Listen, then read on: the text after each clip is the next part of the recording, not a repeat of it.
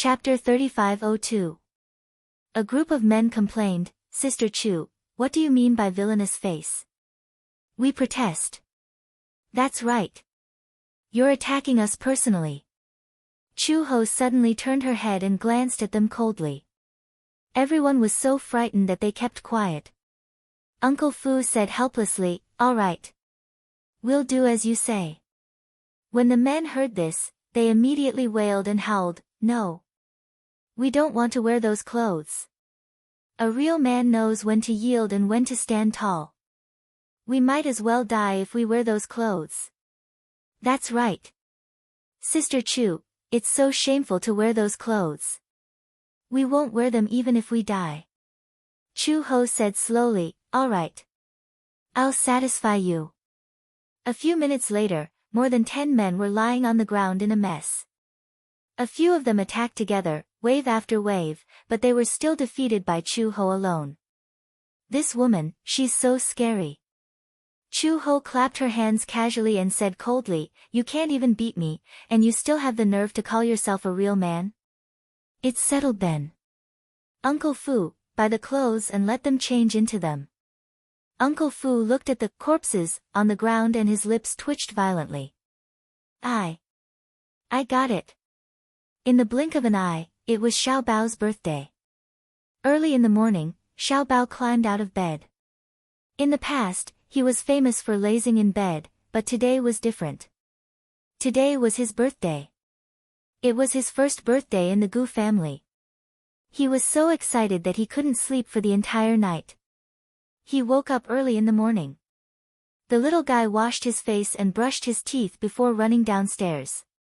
When he reached the door, he was shocked by the strange scene in the courtyard and froze on the spot.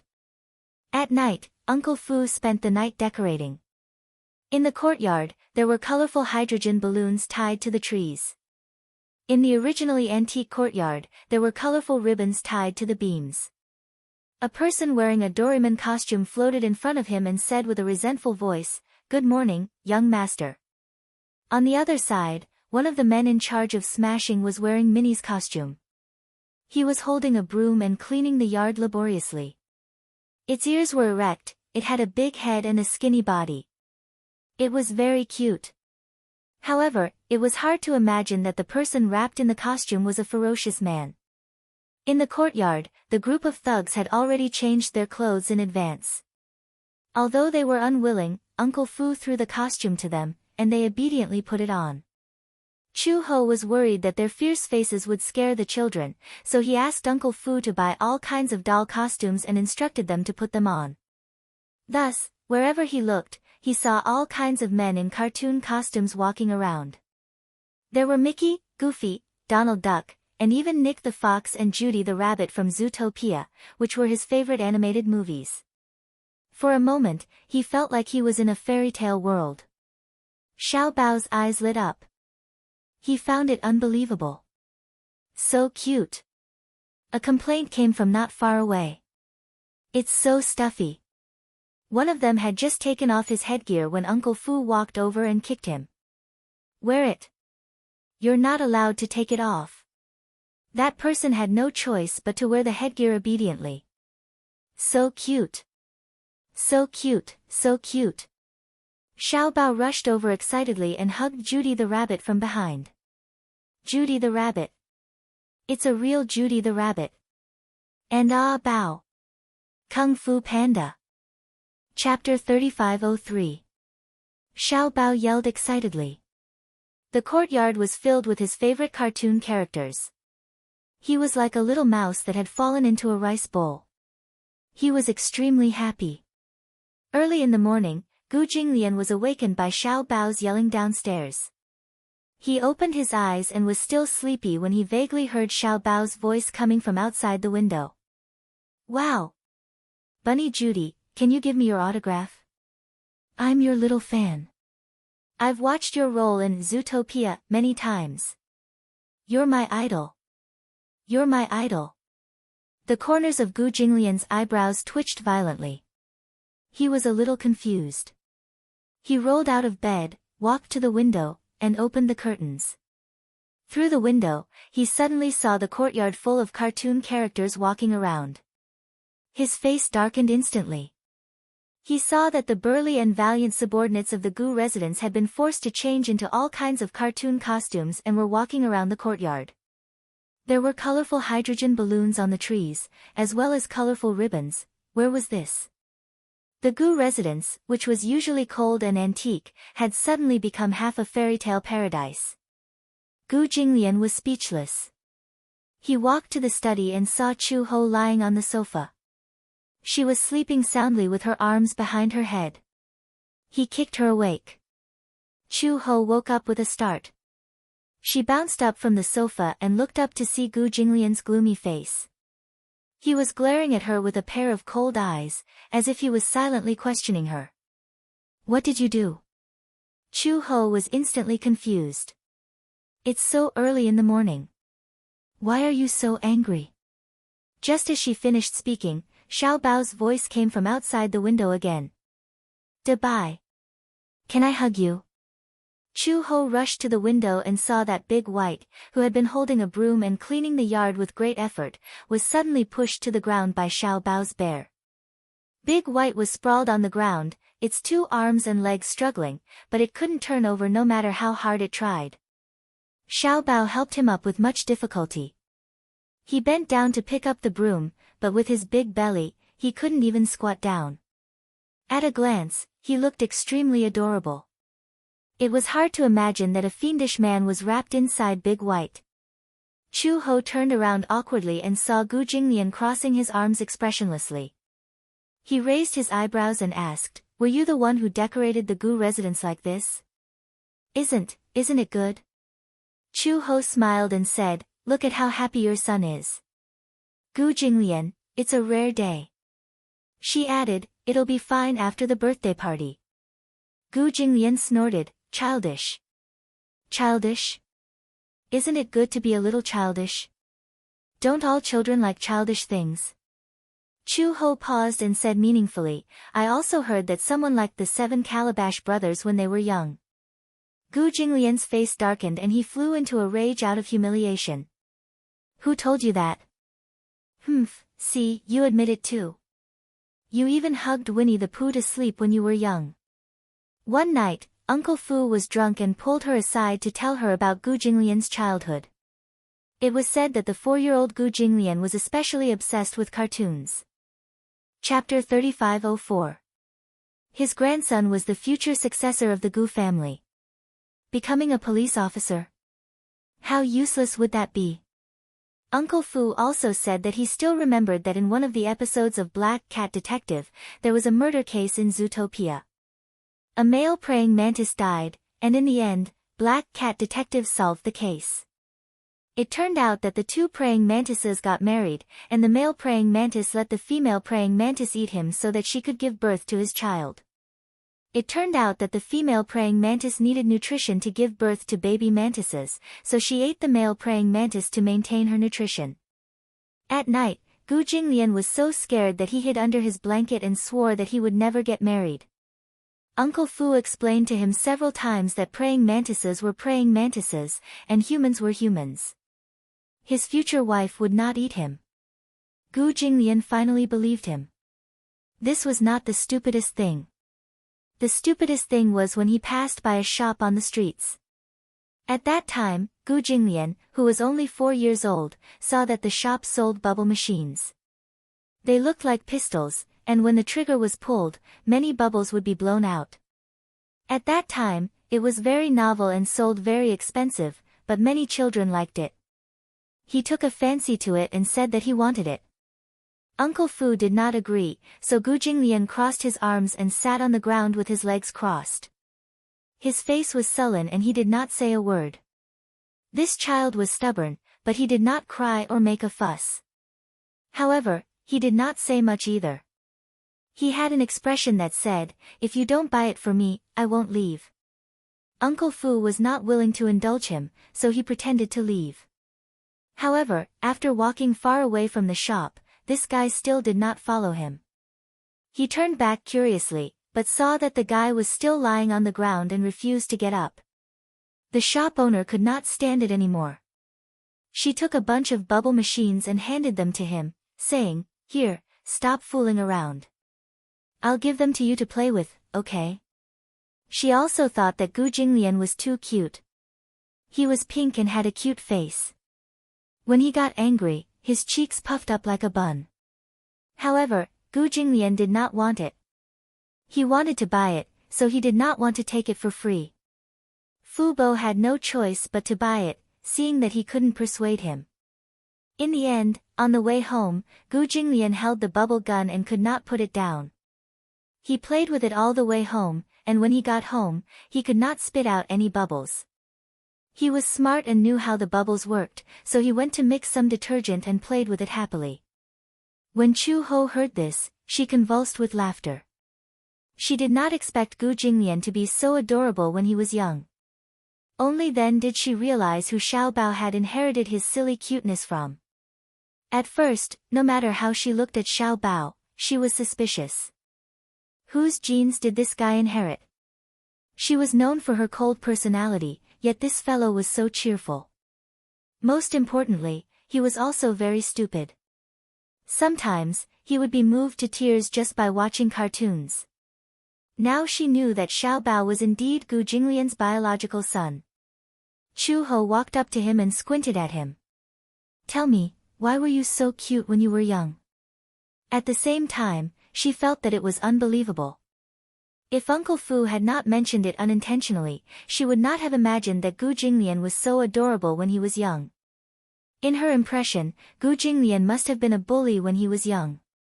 He must have been domineering and unreasonable. Otherwise, he would have been like a little old man with a sullen face and would not play with the other children. She did not expect him to be as childish as the other children. "Shut up." Gu Jinglian's face strangely flushed red. He turned around and snorted coldly. This was obviously awkward. He gritted his teeth secretly. This Uncle Fu was using his past to talk about things again. His mouth was not reliable at all. Chapter 3505. Chu Ho walked in front of him again. "Don't be shy. Who doesn't have a childhood? Look, didn't you like those things when you were young? It's Xiao Bao's birthday today, so just let him be." Gu Jinglian said expressionlessly, "Do as you wish." After saying that, he left with an ashen face. In the morning, many parents sent their children over. At first, many parents were worried. After all, Xiao Bao's parents were not to be trifled with. If their children were to be naughty in front of them and offend them, they might follow in Li Xianlai's footsteps. However, they were on tenterhooks the entire journey. When the car stopped at the entrance of the Gu residence and they got out of the car, they saw a figure in a costume standing at the entrance to welcome the guests. When the children saw it, their eyes lit up. "Oh my God! It's Big White. Big White from Superpower Marine Corps." The children all surrounded him, as if they wanted to pounce on him. The parents were also stunned. Who would have thought that the birthday party at the Gu residence would be so different from what they had imagined? This time, they were relieved. However, this birthday party was too different. The birthday party that they had imagined was probably what they had imagined, with the entire hotel booked. When they first heard that it was being held at the Gu residence, they were still wondering how big the Gu residence was and if it could accommodate a class of children. When they reached the entrance, all the parents who came to send their children were stunned. Wasn't this 2F** king big? It was just like the mansions of the wealthy in ancient times. Just walking through the entrance and seeing the winding corridors, as well as the huge garden and courtyard, they were scared out of their wits. They sucked in a deep breath and only let it out when they left the Gu residence. It was 2F** king big. Many parents got lost in the winding corridors. He was indeed rich and overbearing. This piece of land was one of the most expensive in the entire capital. It could be said that every inch of land was worth an inch of gold. Rumor had it that if this land was taken over by the government, it would definitely cost at least 300,000 yuan per square foot. According to their estimation, the entire Gu residence could no longer be measured in square feet. It was more appropriate to use the unit, mu, to measure it. Comparing oneself to others is really infuriating. Many parents sighed with emotion. They had been working hard since they were very young. After working hard, they finally managed to buy a condominium that was 100 square meters. In the capital, this was considered a standard for the wealthy. Many of them relied on their ancestors' real estate. The main government had demolished 2 houses. Otherwise, with the current housing prices, which were easily tens of thousands of yuan per square meter, and the central area was hundreds of thousands of yuan. How could they afford it? Who would have thought that other people's houses were measured in acres? If the Gu residence was demolished, several buildings could be built. What was even more frightening was that the ownership of the land was in the hands of the Gu family. The government didn't dare to touch it at all. In other words, even if the Gu family were to fall into ruin one day, they could still rely on the mansion to support several generations of people. There was no doubt about this. Many parents had come and worried, but when they saw their children being brought in by people in cartoon costumes, they left with peace of mind. Xiao Bao had been waiting at the door. Until a Mercedes-Benz slowly drove over and stopped. A young woman opened the car door and carried Shang'er out. Shang'er. When Xiao Bao saw Shang'er, he happily ran to her and held her hand. He said shyly, "Why are you only here now? I've been waiting for you for a long time." Chapter 3506. I'm sorry, birthday boy. There was a traffic jam on the way, so I'm late. It's okay. Xiao Bao said a little embarrassedly. Shang'er immediately took out an exquisitely wrapped present from behind her back and shyly handed it to him, saying, "Xiao Bao, happy birthday." "Oh, thank you, here. This is a present for you. I don't know if you'll like it." Shang'er's voice became softer and softer, obviously very shy. However, Xiao Bao seemed very excited and said expectantly, "Can I open it?" "Now." Shang'er said, "You can open it if you want, but if you don't like it, don't be angry, why would I? As long as it's a present from Shang'er, I'll like it." "Okay." Xiao Bao opened the present curiously and saw a bouquet of flowers lying quietly in the gift box. However, this bouquet of flowers was different from ordinary bouquets. This bouquet of flowers was tied up with many starry sky lollipops. Shang'er didn't know what present to give, but thinking that Xiao Bao liked to eat sweets, she tied all her favorite starry sky lollipops into a bouquet and made it into a bouquet of flowers. Wow! The beautiful starry sky lollipops instantly lit up his eyes. He suddenly leaned close to Shang'er and kissed her on the cheek, saying happily, "Thank you, Shang'er. I like it a lot." Shang'er's face suddenly became as hot as a burning cloud. So much so that she stuttered, You like it, as long as you like it. These sweets. I can't bear to let my dad eat them. But because you're my best friend, so." Shang'er's mother squatted down and said to Xiao Bao, "I'll leave Shang'er in your care today." "Okay. Shang'er, have fun today. Mommy will come to pick you up later." "Okay." The 2 little guys watched as the car left. Xiao Bao immediately held her hand and said with a smile, "Shang'er, come in quickly." Shang'er was led through the door by Xiao Bao. As soon as she stepped through the door, she was shocked to see the yard full of cartoon characters. She was so shocked that her eyes widened. Wow! Other than gasping in amazement, Shang'er was so excited that she couldn't say a single word. Shang'er also liked to watch cartoons. She had watched many Disney animated movies many times. Her favorite movies were Frozen, and she also liked Dubai from Superland Marines. As such, tears welled up in her eyes as soon as she saw Dubai. In the hearts of young children, the characters in these animated films were not just limited to the adult world. The word, cute, was enough to describe them. To them, these people were the hottest superstars, and even more so, their dreams. Most of the children in the class had arrived and were playing with the cartoon dolls in the yard. It was as if he was in a fairy tale world. Shang'er even suspected that she was dreaming. Xiao Bao asked, "Jean, you also like Dubai, right?" Yes. I like Big White the most. Xiao Bao immediately said, Dabai. Come here. Hearing his little master's summon, Dabai immediately rushed over and waved his hand as he stood in front of them with his big belly. Xiao Bao introduced, this is Princess Shang'er. Shang'er stared at Dabai nervously. Chapter 3507. Shang'er blushed shyly. Hello, Dabai. Pausing for a moment, she suddenly smiled brightly and placed her hands behind her back shyly. Dabai, can I hug you? She asked nervously. Dabai tilted his head, looking very adorable on the surface. However, the scar-faced man in the costume had a gloomy expression on his face. He was the worst at dealing with children. Even so, Xiao Bao glared at him fiercely from the side, as if he would not hold back if he dared to refuse. Dabai immediately opened his arms and said gently, of course. Shang'er blushed even harder, but she happily pounced toward Dabai. Upstairs, Gu Jinglian looked at the yard full of dolls and little ghosts with a gloomy expression. Originally, having such a stupid and idiotic son like Xiao Bao was already enough to give him a headache. Now, he had to deal with a bunch of brats. Especially in Xiao Bao's class, there were a few mischievous children who were fooling around in the yard. They climbed up the rockery nimbly, and below them was the pond. Uncle Fu stood at the foot of the rockery anxiously and tried to coax them to come down. They won't come down. They won't come down.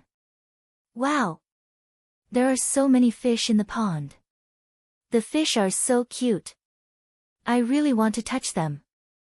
A group of children lay by the pond and looked around. Gu Jinglian raised his eyebrows gloomily. The children's chattering filled his ears, and it was as if thousands of mosquitoes were flying around his ears. That was why he hated little brats the most. They were especially annoying. Speaking of Gu Jinglian, he was not a fan of brats. At first, he did not have much patience with Xiao Bao. However, after spending some time together and getting used to this guy, he sometimes found him very cute. Although he was really annoyed when he was annoyed. However, he was still his son. However, he might not have half the patience to deal with other children. Gu Jinglian closed the window and returned to his study. After a while, Uncle Fu came upstairs and knocked on the door. Master, the cake is about to be cut. I don't have to show up. Gu Jinglian said impatiently. He felt extremely troubled at the thought of going downstairs to cut the cake and having to face dozens of little idiots. That's not very good, is it? After all, you are Xiao Bao's father. If you are not present on Xiao Bao's birthday, it will inevitably make the little guy unhappy. Gu Jinglian, he rubbed his brows tiredly and stood up abruptly. 10 minutes later, Gu Jinglian appeared downstairs and happened to bump into Chu He pushing the three-tiered cake pagoda into the dining room. The cafeteria was very big. There were 10 tables in the cafeteria. 4 children sat at one table while Little Treasure and Shang'er sat at another table. The table was filled with sumptuous dishes, fruits, desserts, and all kinds of delicacies. However, the children did not care about it at all. They were looking forward to the cake, so the delicacies in front of them did not attract their attention at all. Everyone looked around, looking forward to it. It was not until Chu Ho slowly pushed the cake tower into the dining room that the delicate-looking cake fell into the children's line of sight, causing a huge commotion. No one had ever seen such a beautiful and exquisite cake. Chapter 3508. This was specially made by Uncle Fu. He realized that Xiao Bao especially liked Dabai. Hence, he sent his subordinates to ask around and found the best cake shop in Beijing. He reserved this cake half a month in advance. The cake tower had 3 levels, and each level was filled with chocolate. On the top level, Dabai was made with icing and looked extremely adorable. It was a 100% replica of the cartoon image in the movie. Wow! What a beautiful cake! Many of the children widened their eyes in envy. When Chu Ho pushed the cake to the center, many of the children were already drooling. Gu Jinglian had just stepped into the restaurant when he heard a sea of cheers. Dabai! What a beautiful cake. Ah, I want that Dabai. Gu Jinglian's head was about to explode from the noise. Chu Ho immediately said, Xiao Bao, why aren't you coming up? It's almost time to share the cake. Xiao Bao had just walked over and started looking for a knife and fork. Uncle Fu immediately stopped him and said, Xiao Bao, you haven't sung the birthday song yet. Oh, right. The birthday song. Shang stood up and turned around. Let's sing the birthday song for Xiao Bao. Okay. The children who were eager to eat the cake were surprisingly cooperative. They clapped their little hands and the sound of clapping could be heard. Happy birthday to you. Happy birthday to you. Happy birthday to Xiao Bao. Happy birthday to you. Clap, clap, clap. The sound of hands clapping. 30 or so immature voices of children sounded out. They were tone-deaf, and they were like demonic voices that could destroy everything in their path. Gu Jinglian was almost possessed by the voices, but Xiao Bao was overjoyed. Chu Ho placed the crown on his head and urged, Xiao Bao, make a wish. Okay. Xiao Bao immediately clasped his hands together, closed his eyes, and began to make a wish. Immediately after, he made his wish and blew out the candles. Happy birthday to Xiao Bao. Let's eat cake. Let's eat cake. The children swarmed forward like a tide. Uncle Fu immediately rushed over to maintain order. Don't fight. Let our little birthday girl cut the cake. Xiao Bao looked up at Gu Jinglian and said nervously, Dad, the cake is so tall. How do we cut it? The cake was more than a meter tall, but he was not even as tall as the cake. Even if he stood on his tiptoes, he could not cut it. Gu Jinglian looked at him with disdain, but immediately bent down and hugged him in his arms. Chu Ho held his little hand, and together, the mother and son cut the cake. When it was time to divide the cake, the group of little fellows started to squabble. I want big white. Dabai is mine. Mine. Mine. Mine.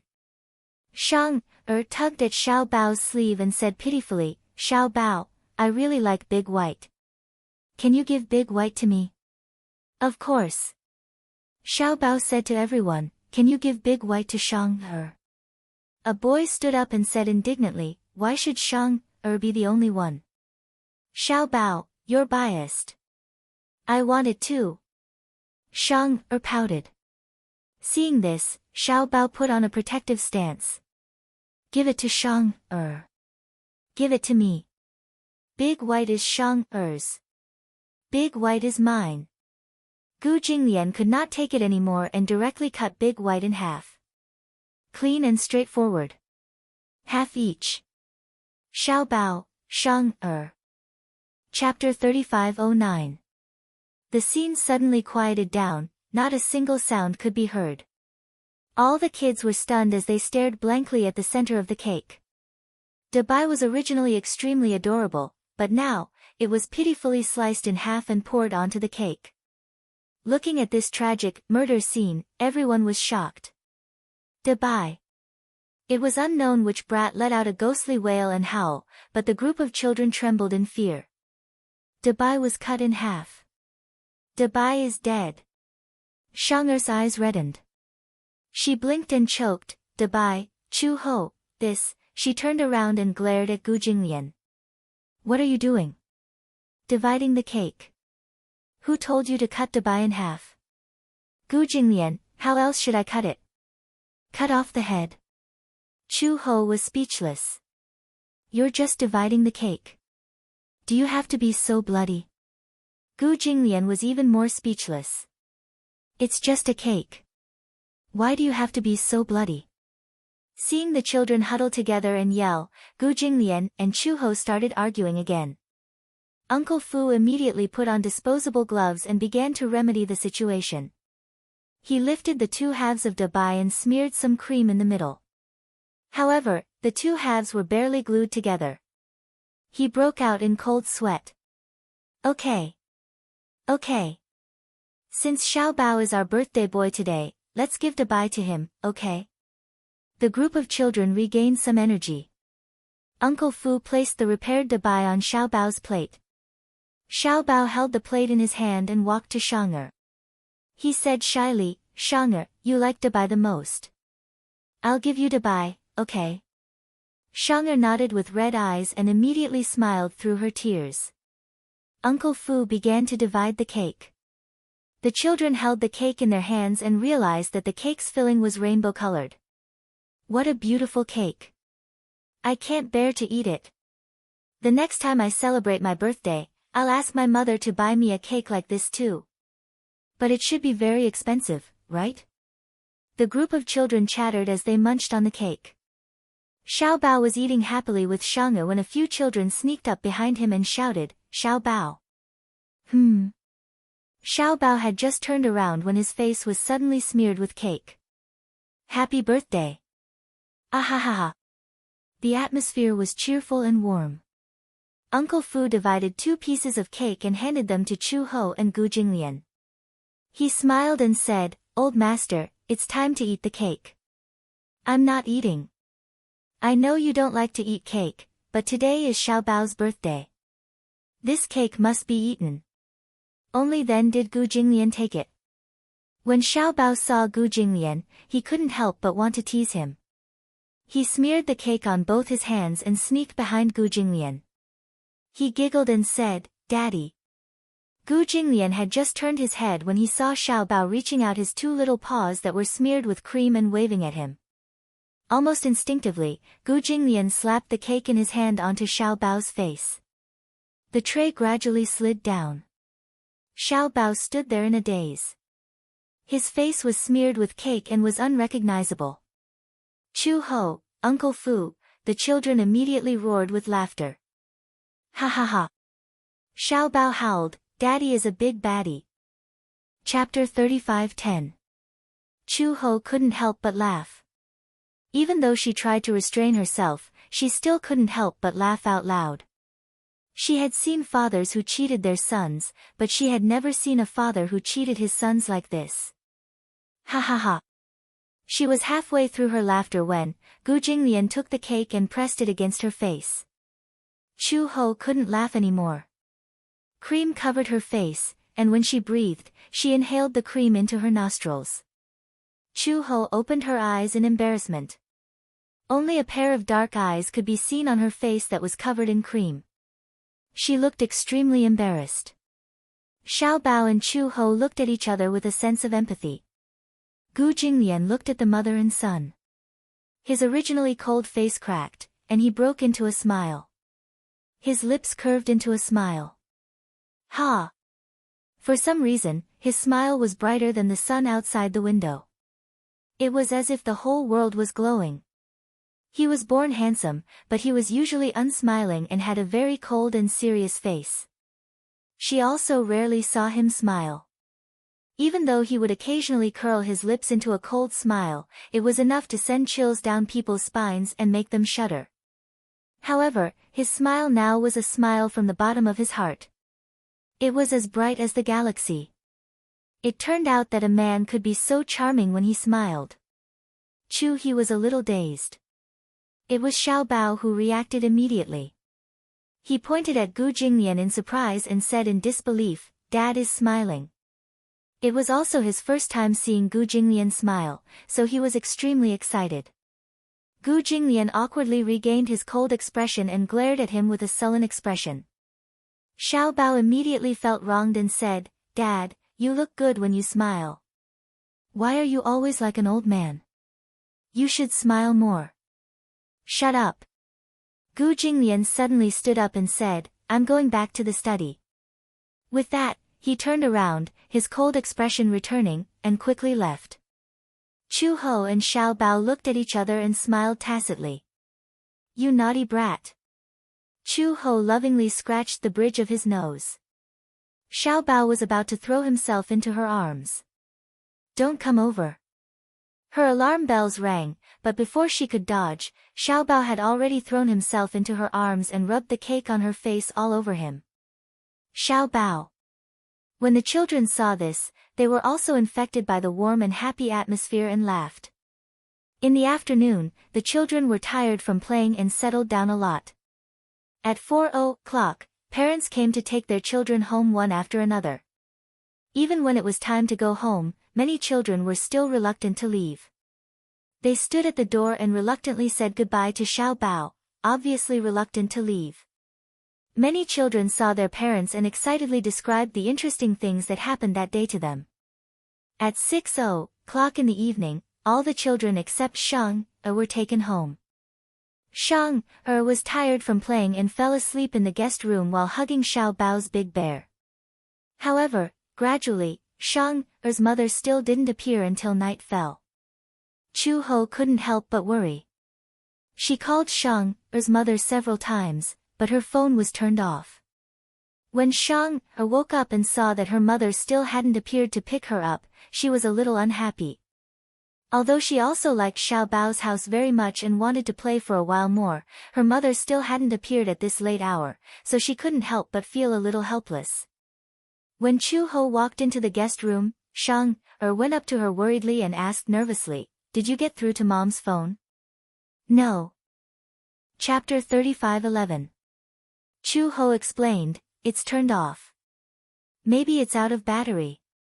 "What's going on? Why is it turned off?" Shang felt wronged and said, "Did Mommy forget about me?" Chu Ho smiled and comforted her, "How can that be? Don't think too much. Maybe your mommy got off work late, or maybe she was stuck in a traffic jam." Shang pouted and looked very wronged. She looked like an abandoned stray dog, her eyes red. Xiao Bao walked over and said to Shang, "Don't worry. If your mommy really forgot about you, you can stay at my house tonight. We can sleep together." Why else would they say that children's words carried no harm? With Xiao Bao's EQ and IQ, it was really difficult for him to comfort a girl. It would have been better if he hadn't said that. Now that he said that, Shang really thought that she had been abandoned. Her eyes, which were originally red, were forced to cry. "Boo-hoo. Shang wants to go home," Shang said as she walked towards the door. Chu Ho glared at Xiao Bao in disappointment and poked his head. "Do you know how to coax girls?" Xiao Bao was speechless. Chu Ho said, "You'll only scare Shang if you say that." The child was so young. If Shang's mommy didn't come to pick her up, the child would only think that her mommy didn't want her anymore. She wouldn't think of anything else. After all, a child's thoughts were simple and more intuitive. "Mommy," Shang ran to the door and stood there, craning her neck to look around. However, the door was cold and cheerless. She looked around for a long time, but it was still in vain. Did Mommy really not want her anymore? Shang sniffled with tears in her eyes. Her two little hands were intertwined, looking extremely worried. Chu Ho saw her standing at the door with an anxious expression. He walked over, squatted beside her, and hugged her thin body. "Shang, don't worry. Maybe your mommy has something to do and is late. Boo-hoo, if it's really too late, sleep with Xiao Bao tonight, okay? How is it possible that my mother didn't come to pick me up so late?" Jean fiddled with her fingers and said pitifully, "Does mommy not want Jean any more after you have a baby?" "Baby?" "Yes." Only then did Shang tell him about her worries in full detail. It turned out that Shang's mother was pregnant with her second child last month. One night, she pulled Shang in front of her and asked her a serious question, "Shang, didn't you always want a younger brother or sister?" Shang blinked her eyes in confusion. When she was young, she saw a pair of twins in her neighbor's house. The boy and the girl were always together, holding hands. Shang was very envious and unintentionally mentioned that if she had a younger sister or brother, she wouldn't be lonely. Thus, these words remained in his heart. Some time ago, Shang's mother suspected that she was pregnant and went to the hospital for a checkup. When she found out that she was more than 2 months pregnant, the whole family was very happy. When Shang heard that her mother was pregnant with a Xiao Bao baby in her stomach, she was very happy. She said, "Sure. Of course. If I have a younger brother or sister, Shang will definitely take good care of them." However, when she went to school and told the other children about it, she received a lot of complaints. I hate my younger brother the most. Chapter 35:12. Xiao Bao, tears welled up in Shang'er's eyes. She placed her little hand on the glass of the window and her eyes were misty. She kept hitting the window and said anxiously, "Let me out of the car. Let me out of the car." Her aunt looked at her and followed her gaze to the back of the car. She saw a little boy chasing after the car. She asked, "Shang'er, who is this?" "It's Xiao Bao. It's Xiao Bao." Shang'er kept crying and throwing tantrums. "Stop the car. Stop the car." Gradually, Xiao Bao's figure disappeared from her sight. Shang'er watched as Xiao Bao disappeared from her sight. Her eyes widened and tears kept flowing down her cheeks. Xiao Bao watched as the car slowly left. He had used up all his energy, but his body was gradually losing strength. His body was on the verge of collapsing and he fell limp to the ground. "Shang'er! Shang'er!" Xiao Bao clenched his little fists and said helplessly, "Don't go." Ever since Shang'er left, Xiao Bao had been completely depressed. Even his appetite was not that good. He was depressed in school. When he got home, he would casually eat a few mouthfuls of rice and then run upstairs. He only knew how to lock himself in his room, depressed and lifeless. Chu Ho knew that he was in a bad mood because Shang'er had transferred schools. However, as an elder, he did not know how to show his concern, so he just let him be. He was afraid that his depression would not dissipate anytime soon. He could only hope that he would accept this fact after a long time.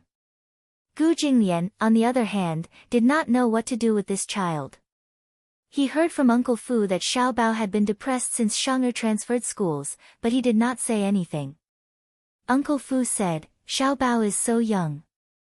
I didn't expect him to have his first awakening of love. I feel that he likes Shang'er a little. Now that Shang'er is gone, he must be lonely. How could such a young child know anything about love?" Gu Jinglian was speechless. "I thought he had always been heartless. I didn't expect him to lock himself in his room all day over such a small matter." Uncle Fu suddenly asked cautiously, "Master, are you leaving early tomorrow morning?" "Yes. I've heard that there are many war zones in North Africa right now. Soldiers are fighting non-stop. You must be very careful when you go there this time." "Don't worry. The Gu family had a special pass. Even if they were to pass through the war zone, there would not be any mishaps. I'm not worried about those war zones. I'm just worried, when I'm not around, take good care of Xiao Bao. Don't worry about anything else."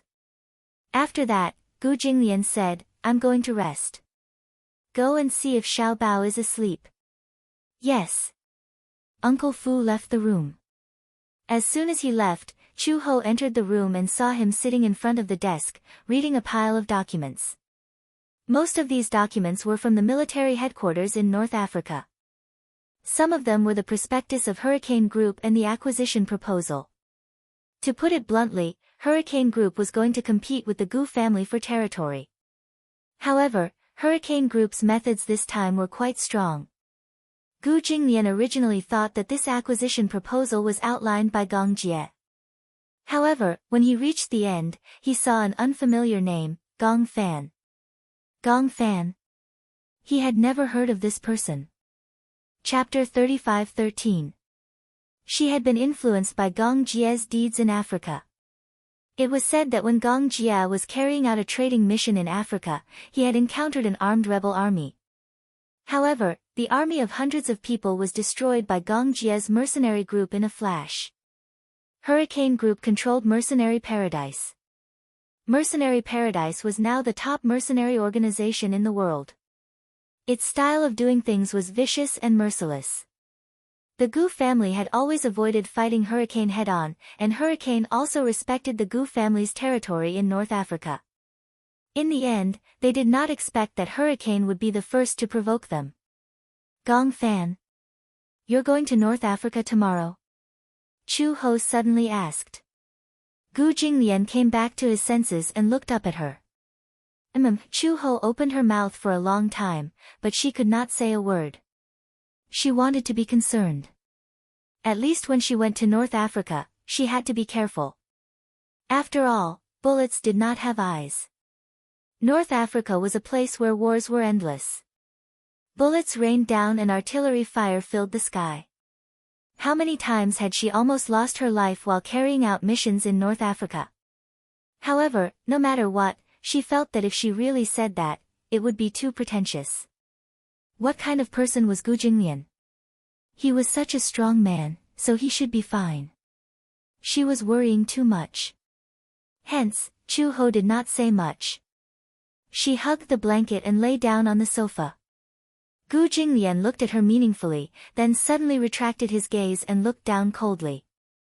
Early in the morning, he took a private plane and set off for North Africa. More than 20 hours later, the plane landed. Gu Jinglian took an armed car and went straight to the factory headquarters. Along the way, there was continuous artillery fire. Accompanied by the sound of gunshots, the car passed countless battle lines. On the road, by the bridge, by the river, everywhere he looked was filled with casualties. Recently, the war in North Africa has become more and more raging. The senior officers sitting next to Gu Jinglian sighed and said. He was the senior officer appointed by the Gu family in North Africa to be in charge of all the affairs of the factory in North Africa. His name was Gu Yen, and he was a branch of the Gu family. He was very capable when it came to handling matters. Gu Jinglian said coldly, "There is only business when there is war, isn't there?" "That's true." Gu Yen did not deny it.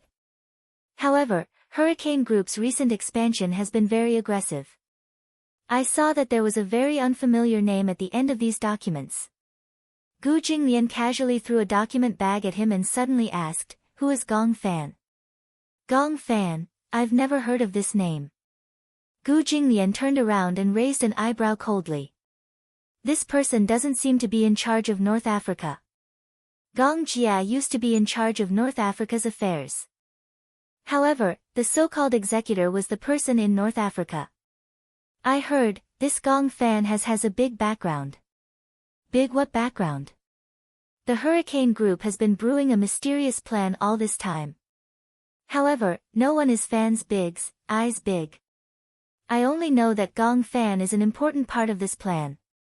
Gu Jinglian grunted and closed his eyes to rest. The road was bumpy.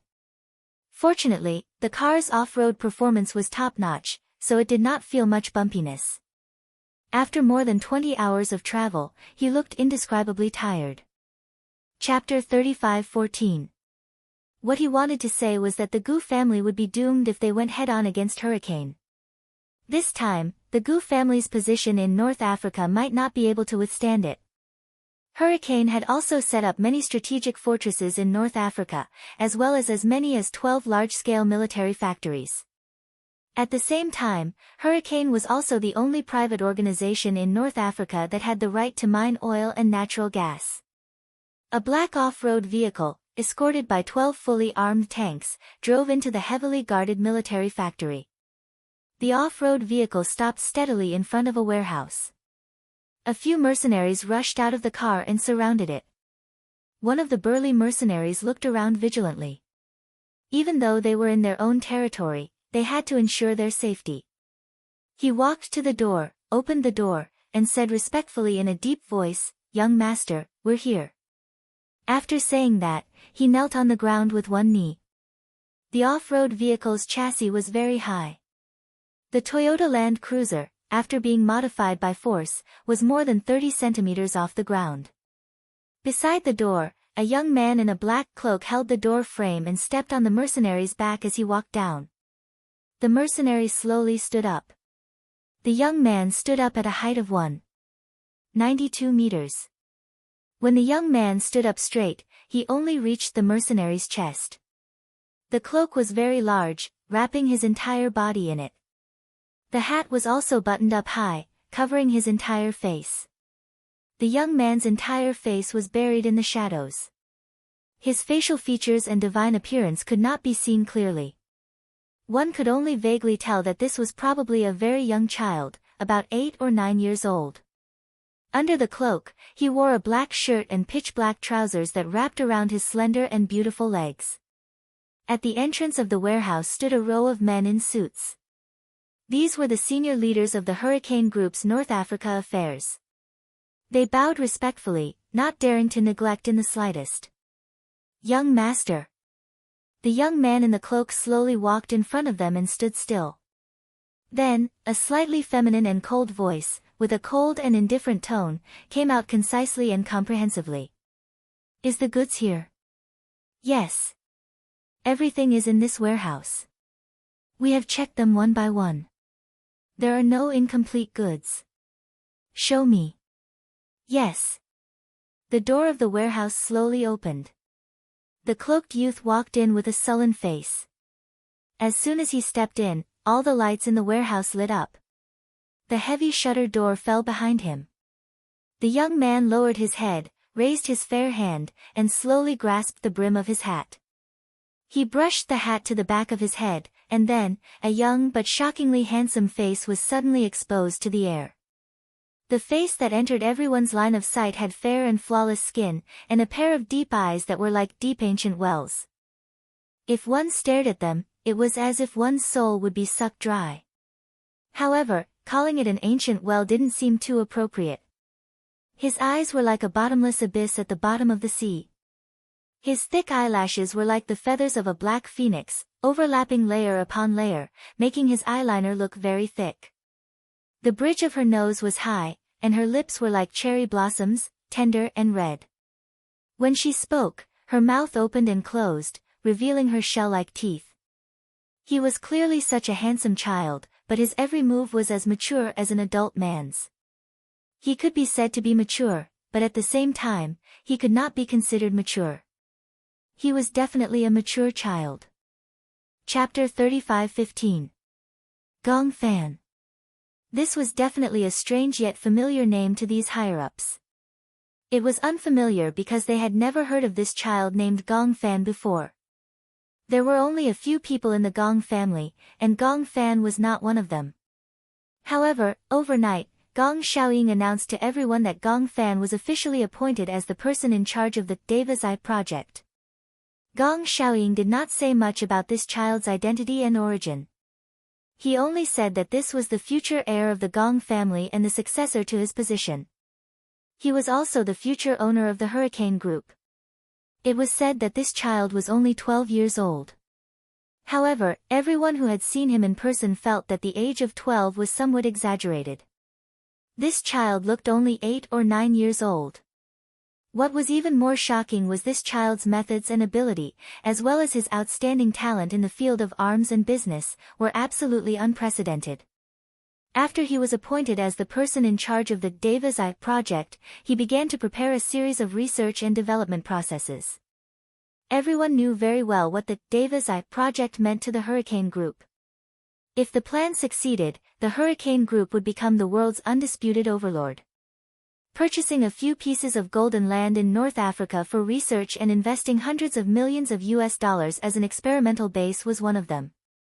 Nearly $1 billion worth of equipment were divided into batches and transported to the North African site within 10 days. This was the second. Kicking out more than a dozen people in charge of the North African market who were sitting on empty salaries from the Hurricane Group was the third. However, within a month, Gong Fan's name was enough to make many people fearful. Now, he actually wanted to compete with the Gu family for territory in North Africa. It really shocked many people. One had to know that the Gu family's dominance in the North African market was absolutely extraordinary. He was just a child, yet he dared to go against the Gu family. It was unknown if he was a newborn calf that was not afraid of tigers. He actually dared to be so arrogant. The young man walked to a row of shelves. The shelves were covered with a thick layer of dust-proof cloth. He casually lifted it, and the precision instrument parts came into view. He said coldly, "Will the acquisition be tomorrow?" "Yes. I heard that the people from the Gu family have already arrived. We have already sent someone to deal with them. Gu Jinglian will also be there tomorrow night. No matter what, we must make Gu Jinglian sign the agreement. The upper echelons looked at each other in dismay. Young master, it's not good to offend the Gu family. They are very tight-lipped. I'm afraid it will be difficult to get them to sign the agreement. Yeah, Gu Jinglian is a ruthless character. After all, they have dominated the North African market for many years. It will be difficult for them to remove the North African market. The Gu family's military factories in North Africa have made a lot of profits. Almost 1/5 of the Gu family's income came from this military factory. I'm afraid it will be very difficult for them to give up this piece of land. The youth turned around, his eyes cold and gloomy.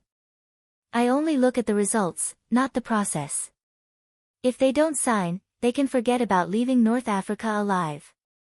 As soon as his voice fell, the crowd could not help but break out in cold sweat from the imposing aura emanating from the youth's body. The rumors were indeed true. Chapter 35:16. This young man was so young, but he was so vicious and merciless. How dare he say such arrogant words? Moreover, I don't want to snatch their market.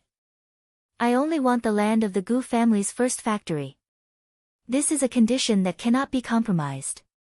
The young man paused and walked to the side. His gaze landed on the cold equipment on the shelf and he said calmly, either they close the factory and withdraw from the North African market. Or they move the factory to another place. There is no third option. Yes, understood, everyone bowed their heads, cold sweat dripping down their backs. The young man said, check the equipment and parts again. Don't miss anything. Understood. After the young man left, the higher-ups finally heaved a sigh of relief. The hotel was heavily guarded within a radius of a few miles. In the room, Gong Fan sat on the sofa, holding a file in his hands. His slender and fair fingers flipped through the pages. His eyes scanned through 10 lines at a glance. In his mind, the data was like a gear, calculating rapidly. Lisa brought the black tea to the side table and asked carefully, Master, when are you going to rest? Shoo, Gong Fan put a finger to his lips, indicating for her to keep quiet. Lisa understood and immediately retreated to the side. She walked to the side and hung his coat in the wardrobe. Suddenly, she heard a cough. Only then did she remember that it was already past 8 o'clock and it was time to take his medicine. Thus, she took the medicine box from the wardrobe and arranged the medicine that he should take one by one. She placed them on a small tray, poured some purified water, and handed it to him. Master, it's time to take your medicine. Gong Fan looked up. A trace of fatigue appeared on his slightly pale face. His gaze was fixed on the colorful pills, and his brows furrowed slightly. Lisa immediately took out the candied fruits from her bag, opened the lid, shook a few out and handed them to him. Only then did Gong Fan take the pills and put them into his mouth. He swallowed them with the purified water and immediately ate a few candied fruits. He was afraid of bitterness. As long as it was slightly bitter medicine, he would only take it with the candied fruits. It's getting late. It's time to rest. Gong Fan nodded, put the file aside, and slowly stood up. When he passed by the balcony, he looked out through the floor-to-ceiling window. He could vaguely see flames and smoke thousands of meters away. The hotel was only a few thousand meters away from the battlefield. However, this was the headquarters of the Hurricane Group. Most of the Chinese factories were located here. Separated by a bridge, a boundary of peace and war was formed. The war in North Africa had reached its climax. At the same time, the sales of weapons continued to increase along with the war. This meant that the North African market had become the focus of Hurricane Group. Gong Fan suddenly pushed open the door and walked to the balcony. The night breeze blew against his face and woke him up a little. Lisa followed closely behind him, only to hear him say faintly, "Listen, what a beautiful sound." Gong Fan closed his eyes and listened to the sound of gunfire coming from not far away. His thin lips curved slightly and his handsome eyebrows raised slightly. Just a few months ago, Gong Xiaoying announced that Gong Fan would be the person in charge of the Heaven's Eye project. Everyone was unfamiliar with this name that had suddenly appeared out of nowhere. Especially Gong Jie. He did not know who this successor, who had appeared out of nowhere was. Chapter 35:17. This name was almost the top secret of the Hurricane Group. No one could find out about it. They only knew that this name represented the highest authority. Gong Jie was the chief commander of the Hurricane Group. Before this, other than Gong Shaoying, everyone obeyed his orders. However, Gong Fan's appearance broke this monopoly. Although Gong Jie was still the chief commander on the surface, the situation in the Hurricane Group had suddenly changed. Gong Fan, a name that had never been heard of before, had almost become the person with the highest authority. And Gong Jie did not expect that this child called Gong Fan was Yu Yu. War, since ancient times, has always been an unsolvable proposition. Gong Fan opened his eyes slightly, and a cold voice slowly came out from his thin lips. Gong Jie actually wanted to use the Sky Eye plan to achieve the goal of peace. Utterly stupid. Lisa frowned, but a strange expression appeared on her face. When the Sky Eye plan was first established, it was only a bold idea of Yu Yu. The so-called Sky Eye plan was to use quantum technology to lock down the sky, control absolute air supremacy, and seal off the world's information. When that day came, even if they wanted to start a war, they could forcefully stop it. When this plan was proposed, everyone in the Hurricane Group had their own ulterior motives. World peace. No war. It was met with opposition from almost everyone. One had to know that the Hurricane Group was born from war. If there was no war in this world, then there would be no Hurricane Group. An overlord group that relied on selling firearms to survive in this world. If there was really no war in this world, then how would the Hurricane Group survive if they lost the firearms business? Where would they sell so many weapons? What was even more unbelievable was that Yu Yu actually had a very positive attitude towards this plan. Locking down the sky and controlling absolute air supremacy would inevitably mean that they would become an overlord that surpassed all countries. As the saying went, it was lonely at the top. Since ancient times, no dynasty had been able to preserve 1,000 years of history. This was because human ambition had always been endless. This was almost a biological instinct. In the animal world, the weak were prey to the strong. Similarly, the human world was the same. Everyone wanted to be the winner. From the petty infighting in the workplace to the disputes of interests between countries, no one had ever been able to retreat from the whirlpool of interests. This was the only law that existed in the world. Whether it was passive or active, humans learned to fight for something from the moment they gained consciousness. Power, wealth, ambition, desire, and even women. Those at the top wanted to secure their throne while those at the bottom wanted to climb up by any means necessary. There had never been a person, a country, or a period of history that could maintain its position as the overlord for more than 1,000 years. World peace. This was the biggest joke of the century. War would only end when people's ambitions withered away. Similarly, civilized society would also regress for hundreds of years, stagnating. However, compared to Yu Yu's ambition, Gong Fan's ambition was even greater. The night breeze blew gently. I want this world's war to be born because of me, and to die because of me. Chapter 35:18.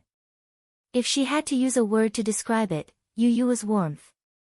Gong Fan, on the other hand, represented destruction. Lisa could still remember when Yu Yu first joined Hurricane.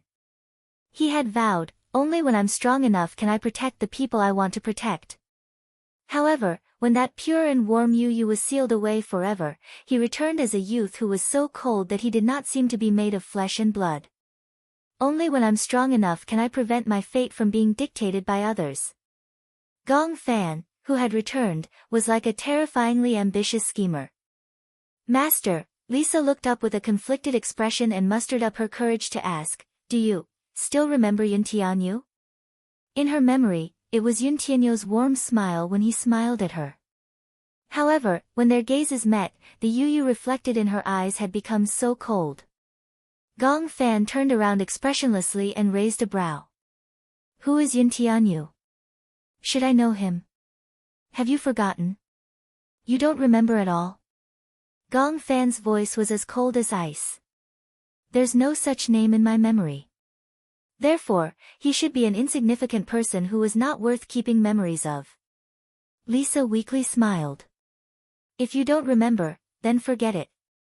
She paused for a moment before saying, it's cold. Let's go back to the room. Gong Fan entered the room. Lisa closed the balcony door and looked at his back thoughtfully. The next night. In the hotel's conference hall. When Gu Jinglian arrived, it was already 7 in the evening.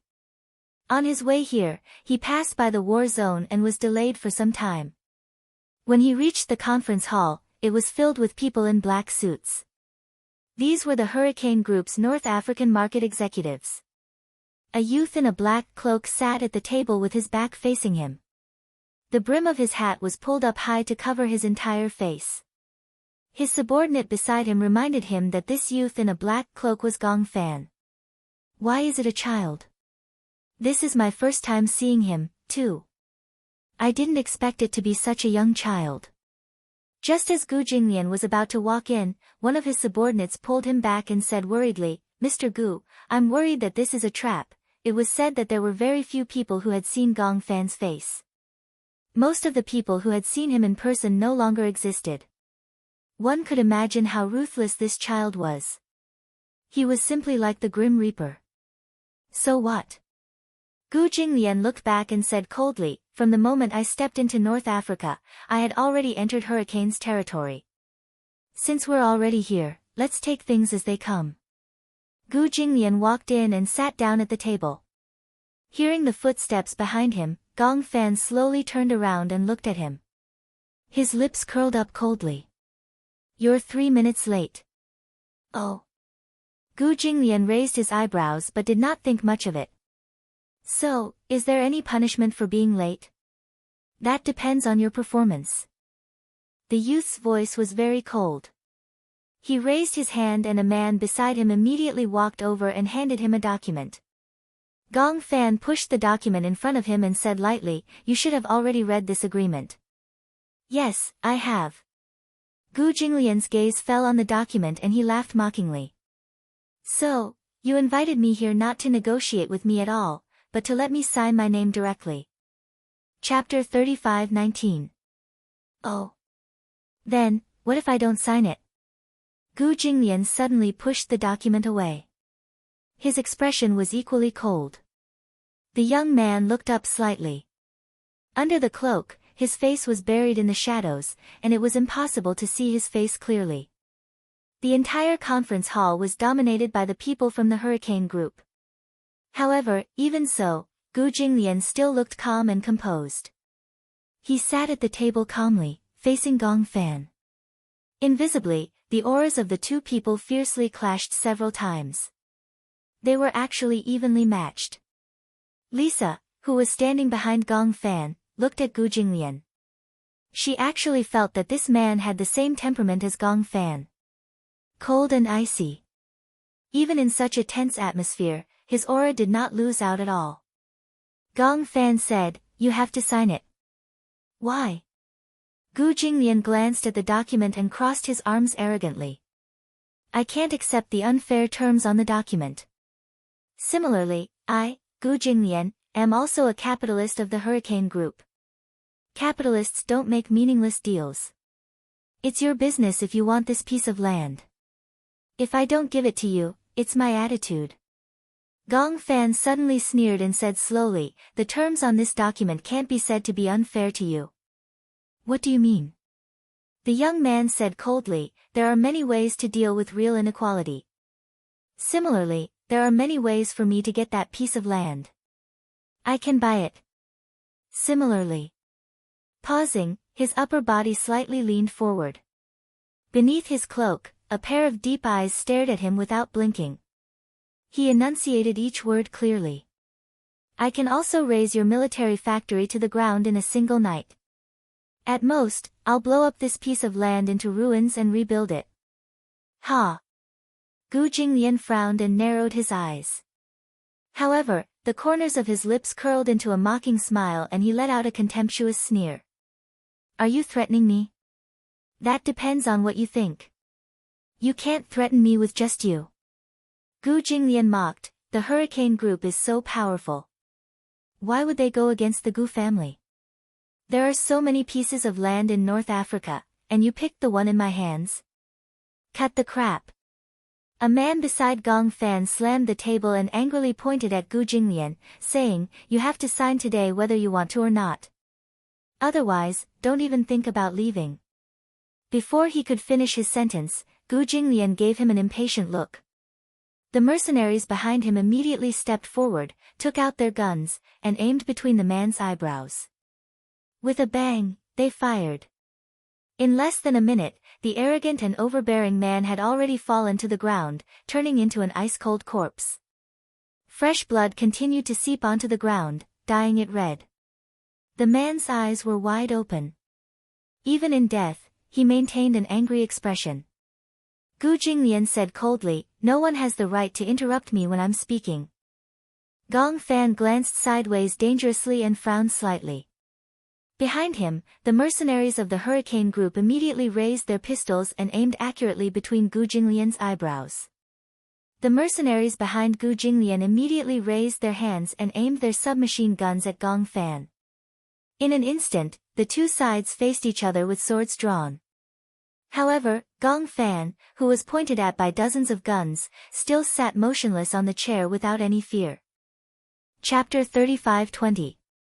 Gong Fan glanced at the mercenaries behind Gu Jinglian from the corner of his eye. He glanced sideways and signaled with his eyes.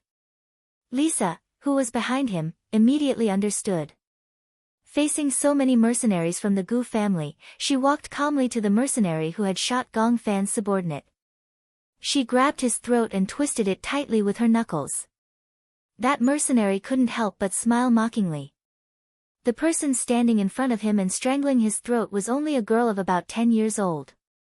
She had such a small figure, especially her hands, which were small and thin. Did she think that she could break his throat? What kind of joke was this? However, before a mocking laugh could come out of his throat, Lisa's fingertips were filled with strength. She suddenly released her grip and the mercenary's throat was broken. A crisp, crack sound was heard. It was extremely crisp and clean. In the next second, the mercenary didn't even have time to resist. His body fell down and leaned against the wall weakly. He twitched violently and stopped moving. She killed without spilling blood. With just one hand, she ended the life of an adult mercenary. A little girl under Gong Fan actually had such terrifying combat power. In an instant, everyone was even more vigilant. However, they saw Lisa return behind the youth. She lowered her eyes and the hostility on her face gradually faded. She was like a killing machine, ready to be ordered at any time. And the only master in her eyes was the silent youth sitting in his seat. Gu Jinglian narrowed his eyes slightly. However, he heard Gong Fan's low voice slowly ring out. Gu Jinglian, you and I are both capitalists. Since we are capitalists, we will never do a business that is at a loss. In other words, you hurt my subordinate's life. Naturally, you have to use your subordinate's life in exchange. When Gu Jinglian heard this, he was slightly stunned. Then, his lips curled up into a smile. You are so young, but you are so arrogant. Such ruthless methods are really not simple. However, Gong Fan sneered. You dare to go against me. You are not simple either. His arrogant tone didn't give in at all. The two of them sat opposite each other. Their auras clashed, but for a moment, it was hard to tell who was superior. Although the scene was deathly silent, the shadows of swords and sabers could be seen everywhere. Gu Jinglian was the first to break the silence. Since I dared to come here, I have some confidence. This hotel has long been surrounded by the hurricane group's people. I'm afraid it'll be difficult for me to leave. Gong Fan remained silent. Gu Jinglian continued, Hurricane Group wants to buy the land in my hands for nothing more than to develop the Heavenly Eye project. If this land is used as a test site, with its unique electric energy field, it is indeed the best choice. However, I will not sign this agreement. Of course, I don't have to worry about you razing my factory to the ground. Gong Fan raised his eyebrows but did not think much of it. Oh. How do you know? Gu Jinglian inched closer to him and gave him a devilish smile. He enunciated each word clearly. Because there are thousands of fuses buried under this ground. Once one is touched, it will instantly detonate the explosives buried underground. When that happens, it will be like dominoes. Everything within a radius of a few hundred miles will be devastated. After a pause, he said meaningfully, you can try blowing one up. Gong Fan's usually cold and dead face finally revealed a slightly stunned expression. He didn't expect Gu Jinglian to be so generous as to bury so many explosives underground. Chapter 35-21. Gu Jinglian said casually, even if you spend a lot of effort to rebuild it, this explosion will definitely destroy the electromagnetic field here. In that case, this piece of land will be completely destroyed. Even though this was not a big deal to the rich and powerful hurricane, this was the only place in the entire world where the electromagnetic field was unique. Other than here, there is no other magnetic field station. Gong Fan narrowed his dark eyes slightly, and his body overflowed with hostility. The air seemed to freeze because of this, and it was suffocating. How much explosives did you bury? Gu Jinglian smiled leisurely. It's enough to blow up an entire Atlanta island. Impossible. The power of explosives alone would never produce such a strong explosive force. It's impossible, but you seem to have neglected that other than explosives, there is abundant natural gas underground. A year ago, Gu Jinglian had already expected this. At that time, Hurricane had already set their eyes on this piece of land. After exploration, the rich natural gas and oil underground became the target of many capitalists. Therefore, he buried tons of explosives in advance. Explosives were not scary. What was scary was the natural gas. When it encountered explosives or open flames, there would be no life within a radius of hundreds of miles. In just a moment, the initiative of the situation had been overturned. Gu Jinglian had the absolute right to speak. In other words, it was either you don't covet this piece of land of mine, or you can openly snatch it or raze it to the ground. At worst, we'll die together. The Gu family would only lose a piece of land, but the Hurricane family would lose the only electromagnetic field station in the world. It had to be said that Gu Jinglian was very shrewd. He knew how to grasp the pros and cons. He hit the nail on the head and took the initiative from the passive side. When Gong Fan heard this, he was silent for a long time. Then, he suddenly curled his lips and let out a cold laugh. Rumor has it that the head of the Gu family is young but ruthless. Today, I have experienced it. Gong Fan paused, but his eyebrows were slightly furrowed. However, it is said that you have a 7-year-old son named Gu Qingze. Before he finished speaking, Gu Jinglian's face suddenly froze. Other than that, you also have a wife named Chu Ho. However, Chu Ho's background was not as simple as the information stated. She should be the former Interpol's top anti-crime inspector. Who would have thought that she would be married to the capital's #1 heiress? How ironic. Gu Jinglian's eyes flashed with a cold light. Gong Fan observed his reaction seriously and immediately became interested. What? You seem to care a lot about them. Gu Jinglian did not say a word, but his eyes were cold and vigilant. Gu Jinglian, I'm surprised that someone of your status would get married and have a child. Gu Jinglian remained silent. Rumor has it that the head of the Gu clan is heartless and cold. Gong Fan leaned slightly against the back of the chair and said lightly, with your status, if you have a weakness, it will inevitably be a hindrance. Do you need me to get rid of them for you? Gu Jinglian immediately said coldly, how dare you? Gong Fan said casually, I'm just being kind. I don't want these 2 extra people to drag you down. With your status, if you have concerns, it means that you have a weakness. Such a weakness will definitely become a stumbling block for you. Chapter 35-22. After a pause, Gong Fan rested his chin on his hand lazily and enjoyed Gu Jinglian's livid expression. He said slowly, "Look, if I use your wife and son's lives to threaten you to sign this agreement, will you sign it or refuse to sign it?" His tone seemed calm, but it was full of threat. Gu Jinglian glared at him. His hands on the table gradually clenched into fists. He clenched his fists tightly and revealed his sharpness. Behind Gong Fan, the sound of a gun being loaded gradually came. If he dared to make any moves, he would definitely be shot to death on the spot. "You're threatening me." "That depends on whether you're willing to accept my threat." Even if he had to fight to the death, Gong Fan was determined to take down this experimental base station. The success of the Deva I plan depended on whether this piece of land could be successfully acquired. Therefore, to Gong Fan, this agreement was no ordinary agreement. Gu Jinglian suddenly let out a cold laugh. "Why should I believe you? If I sign this agreement, will you let my wife and son go?" Compared to the Gu family, the Hurricane Group's methods were even more ruthless and unscrupulous.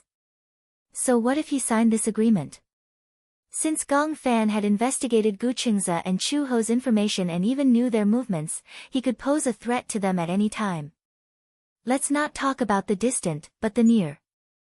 Now, even if he signed the agreement, he might not be able to leave alive. Before this negotiation, Gu Jinglian and Gong Fan each had a chance of winning. They were very conceited that they could win this battle. However, they each miscalculated. Gong Fan did not expect that Gu Jinglian would bury so many explosives under this piece of land.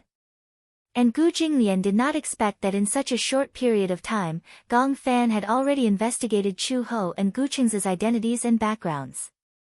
In the face of the powerful Hurricane Group, the Gu family's last bargaining chip was not very persuasive. Gu Jinglian slowly closed his eyes. It was lonely at the top. With his status, falling in love was tantamount to touching the door of death. Wandering in such a bloody storm, what one feared the most was having one's weakness grasped by others. This inch of weakness was enough to be fatal. Therefore, he had always maintained a distant relationship with women. Even though he had had women before, without exception, he had never fallen in love. He knew very well that if he were to fall in love with her, it would undoubtedly expose his Achilles heel. Despicable. Yes, I'm despicable. Gong Fan sneered. Could it be that this is the first time you've seen Hurricane's way of doing things? I've never claimed to be a gentleman. I'll do whatever it takes to achieve my goals. That's my style of doing things. His gaze fell on the agreement again and he said casually, "Sign it." "Don't worry, I don't like to shoot from the back. If you sign him, I'll let you leave North Africa safely." Gu Jinglian was so angry that he laughed and gritted his teeth. "Then how should I thank you?" He took the agreement and held the pen in his hand. Looking at the column of the agreement, he said, "Permanently cede the ownership of 500 mu of land in Mufelu." His eyes were almost overflowing with scarlet. "What? I can't accept it." Gong Fan raised his eyebrows casually. "Look, what an angry expression. But, I like it." Chapter 35-23. Lisa stood behind Gong Fan. Every word that came out of his mouth did not sound like something a person of flesh and blood would say. Even an emotionless killing machine like her felt a chill run down her spine when she heard these words. The bright and sunny Yu of the past seemed to have disappeared from this body forever. Now, the 9-year-old child in front of her, who was extremely mature, was more like a sick and paranoid devil. He used his admiring gaze to admire every loser who crawled at his feet. Ever since he became Gong Fan, his methods had become even more cold-blooded and emotionless. But for some reason, in the past, she despised Yu for being too soft-hearted. He always had that innocent and romantic look, pure and harmless. Instead, it made her feel that she was an out-and-out devil who killed people without batting an eyelid. But now, facing such a Gong Fan, she suddenly missed that bright smile. Every time she thought of it, she would feel warm. However, When she returned to reality, she knew very well that such a Yu would never come back to life. Lisa's face was filled with disappointment. After Gu Jinglian signed the agreement, when he pressed his thumbprint on the signature area, it meant that he had lost in this smokeless war. He had actually lost to this child. He was indignant, very indignant. He had lost completely. Ever since he became the head of the Gu family, no one had ever made him suffer a loss. He had always been a high-spirited man. However, under the influence of some unknown emotion, he actually signed this name as if he was possessed by gods and demons. He could have resisted signing it. But Gong Fan had used Gu Qingze and Chu Ho to threaten him, he could not ignore it. Perhaps, as he had said, he did not know when he had developed a concern in his heart. This concern had become his most fatal weakness at the same time. After Gu Jinglian signed the agreement, someone came over to take it away and handed it to Gong Fan for him to look through. Outside the window, the evening wind suddenly blew, and the hat on his head fell. The cloak and hat fell off his shoulders, revealing the youth's delicate and handsome face. On his fair face, his eyes were cold, and the indifference between his eyebrows seemed to be covered with a layer of ice. The moment Gu Jinglian saw his face, he was slightly stunned. This face was extremely familiar.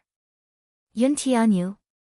He still remembered that when Xingyu Financial Group held a press conference, Mu Yazhe, who was already the chairman of Xingyu, had gathered more than 100 media reporters and announced Yun Tianyu's identity on the spot. Gu Jinglian also happened to see this news. In the camera, Yun Tianyu stood beside Mu Yazhe with an obedient smile on his face. He looked like a well-mannered little gentleman. However, the two children's faces. Yun Tianyu. Calms. How troublesome. The mercenaries behind Gu Jinglian immediately stepped forward and fired. In an instant, smoke filled the air. The row of mercenaries behind him were all shot and fell into a pool of blood, their hearts beating out of them. Gong Shaoying had ordered that anyone who had seen Gong Fan's face should not be allowed to live. Chapter 35-24. Seeing that none of his subordinates survived in less than half a minute, Gu Jinglian's face was filled with shock. Dark clouds and anger gathered between his brows. One of the mercenaries walked in front of Gu Jinglian and raised his wrist. The desert eagle in his hand was aimed at Gu Jinglian's temple. He turned his head to look at Gong Fan.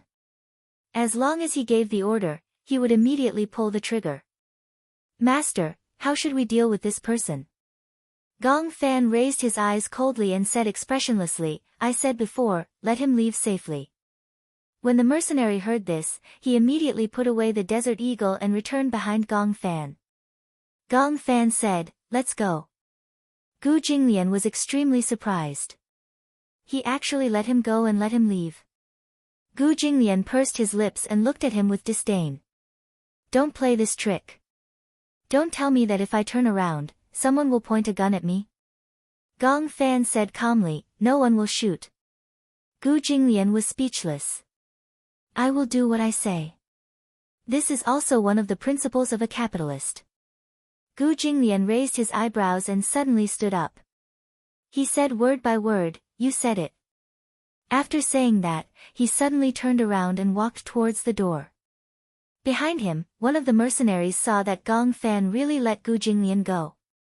He gritted his teeth and reached for his waist belt. He gripped his gun tightly and suddenly pulled it out and loaded it. The cold muzzle of the gun was aimed straight at Gu Jinglian's back. His finger was on the trigger, ready to fire at any moment. Bang! A loud sound was heard. A gunshot exploded behind him. Gu Jinglian paused in his steps and looked sideways. From the corner of his eye, he saw that the mercenary who was waiting for an opportunity to sneak an attack had been shot and fell to the ground. He held his wrist that was shot and widened his eyes in disbelief as he looked at Gong Fan. Master, if you let the tiger return to the mountain, it will definitely become a threat in the future. Gong Fan leaned lazily against the back of the chair.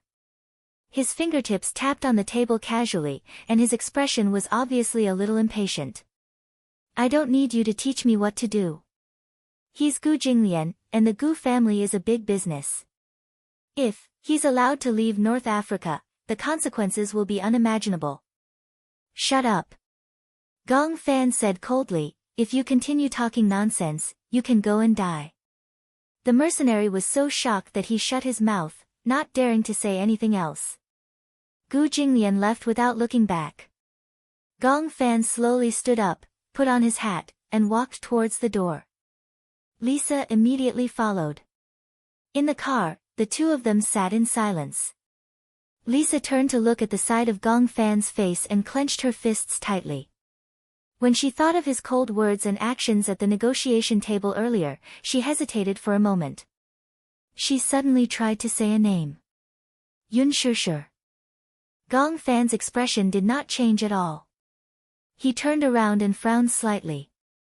It was obvious that he felt unfamiliar and puzzled by the name that came out of her mouth. What? Master, do you still remember this name? Yun Shishir. Gong Fan frowned and pondered for a moment. Then he asked coldly, should I remember this name? Lisa was stunned.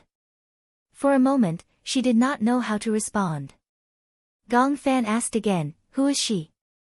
She is, Lisa hesitated. When she saw that Gong Fan had really forgotten any memory of Yun Shishir, for some reason, her heart ached. Gong Fan said coldly, if it's a meaningless person, I naturally won't have any impression of her. After saying that, he looked out of the window again. Chapter 35-25. At the Gu residence. Chu Ho was lying flat on the bed with her arms under her head. She looked at the night sky outside the window, her thoughts in a mess. For some reason, her eyelids were twitching violently. After Gu Jinglian left, she had insomnia for 2 nights. She would toss and turn in bed until the wee hours of the morning before she could fall asleep. When she woke up the next day, she would go to work early and return home exhausted. At night, she would have insomnia for no reason. It was the same for 2 consecutive days, and she was exhausted. For some reason, she had an ominous feeling in her heart. Gu Jinglian went to North Africa.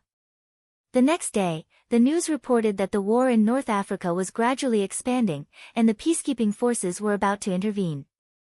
Ever since the war started, North Africa had been divided into 3 regions. One was the war zone, one was the neutral zone, and the last was the peaceful zone. However, the war had already spread to the neutral zone, and several of the Gu family's major factories were built in the neutral zone. If the war spread, it would affect the Gu family's businesses. It was said that several airports in North Africa would be bombed into ruins. All air routes would be stopped, and international traffic would be paralyzed. This meant that many people would not be able to leave North Africa by plane. If they could not leave in time, they would become sacrifices for the war. This war had caused heavy civilian casualties, and various countries had begun to evacuate their nationals. Many people from developed countries had left early. China had also begun to evacuate its nationals on a large scale. Many of the Chinese factories in North Africa were now empty, leaving behind empty factories. The Chinese gathered at the country's embassy, waiting for orders to evacuate their nationals. The ship in charge of evacuating the nationals had already rushed to several major ports in North Africa. It was estimated that the evacuation would be completed within 3 days. Then, what about Gu Jinglian? If he continued to stay in North Africa, he would be in danger. She had to admit that this was a very strong man. Even the most powerful mercenaries were no match for him. However, it was the era of firearms. No matter how strong one's body was, it would be difficult to withstand cannons and bullets.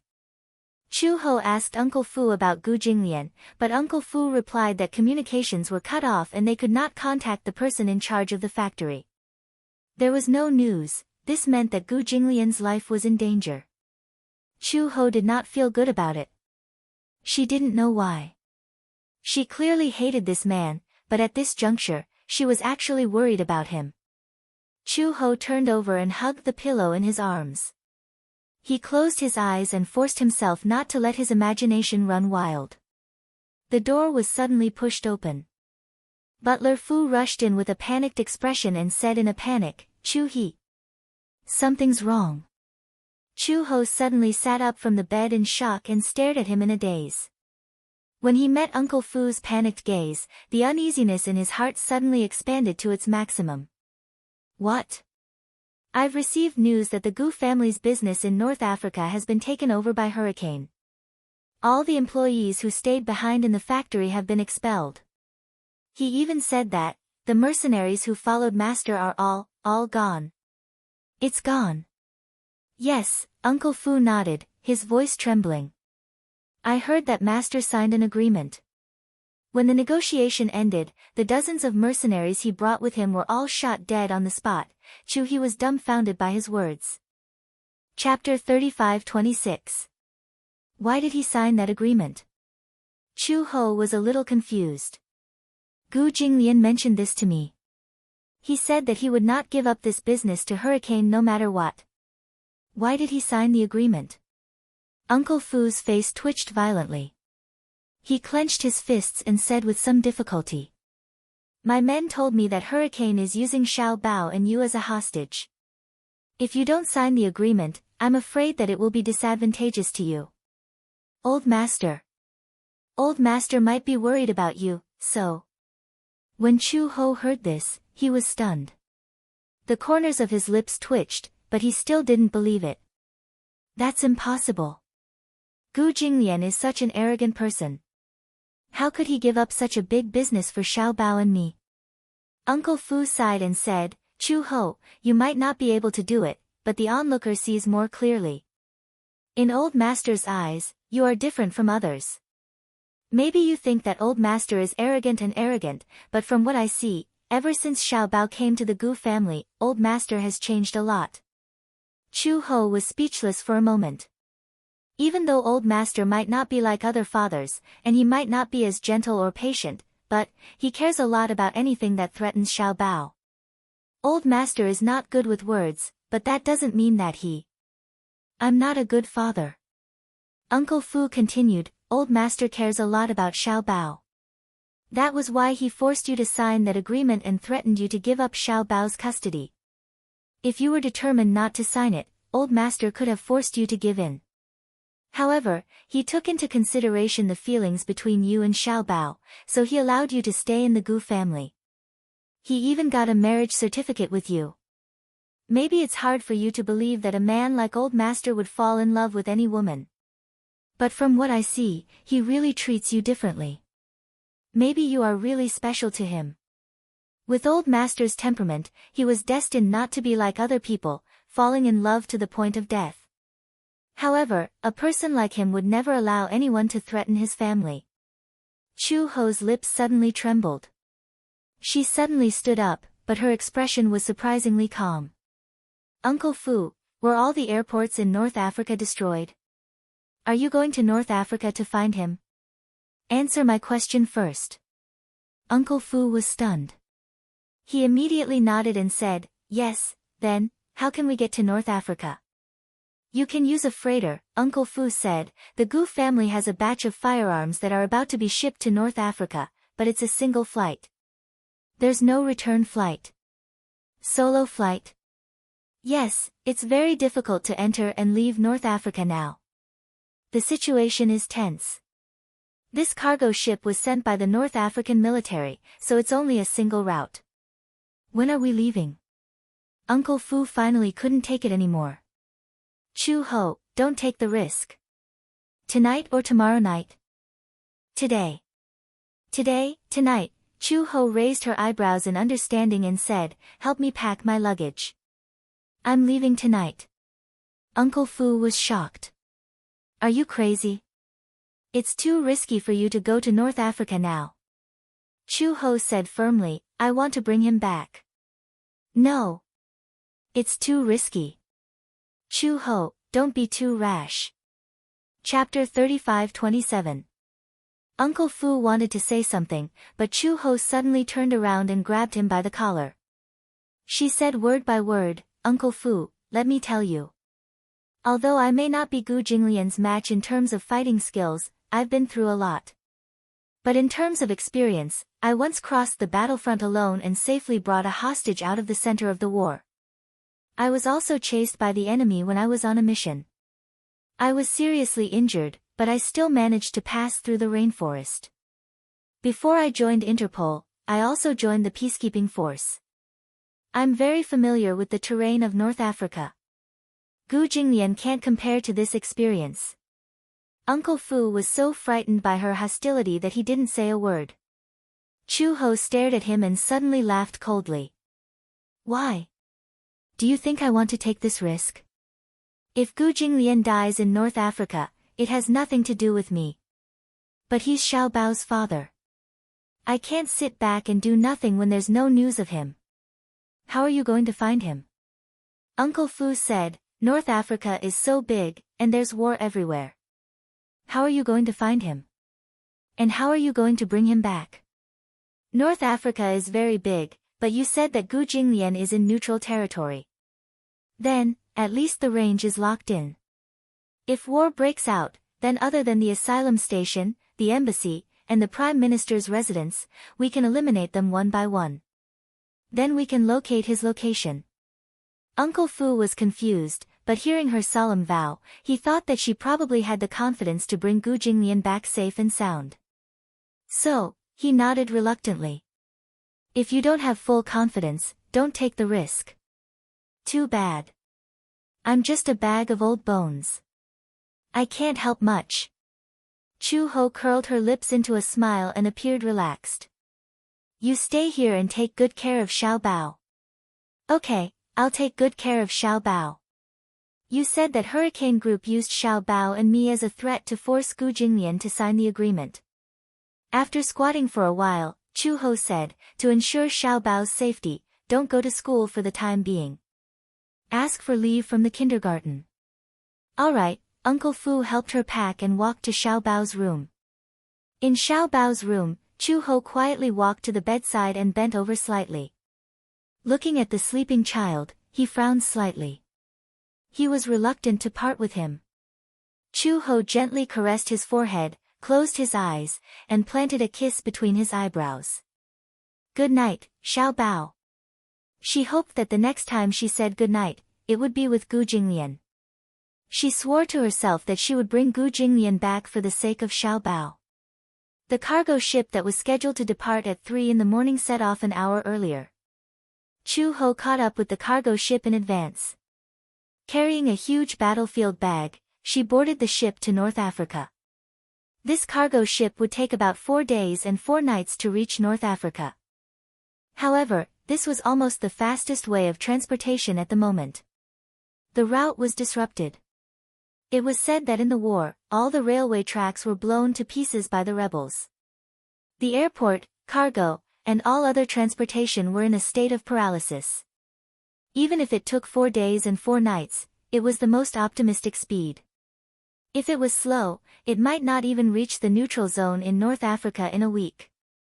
To reach the port, they still had to pass through the flames of war and advance into the neutral zone. Chapter 35-29.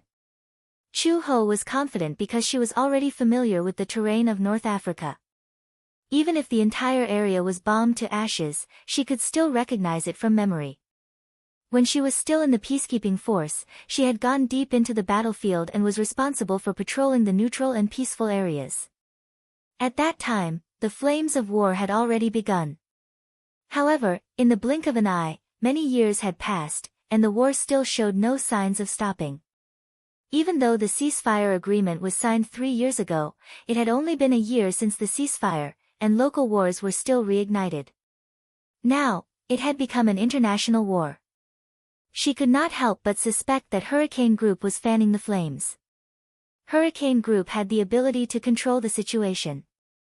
Although the ceasefire was due to the intervention of the Xi forces, the anti-government forces had never given up on the idea of starting a war.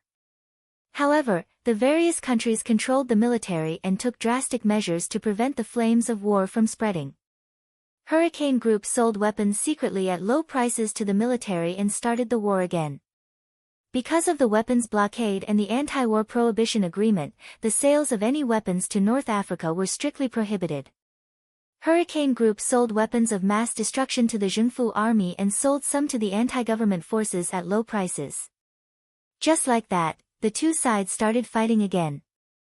Hurricane Group had always been on Interpol's top blacklist. Gong Xiaoying and Gong Jie had always been at the top of the blacklist. However, with Hurricane Group's great influence and stable position, Interpol did not even have the ability to interfere. Hurricane Group was too powerful and had always been regarded as a thorn in the side of the various countries. However, no one could defeat it. The cargo ship sailed on the sea. Chu Ho stayed in the cabin. Outside the window, there were black men walking around.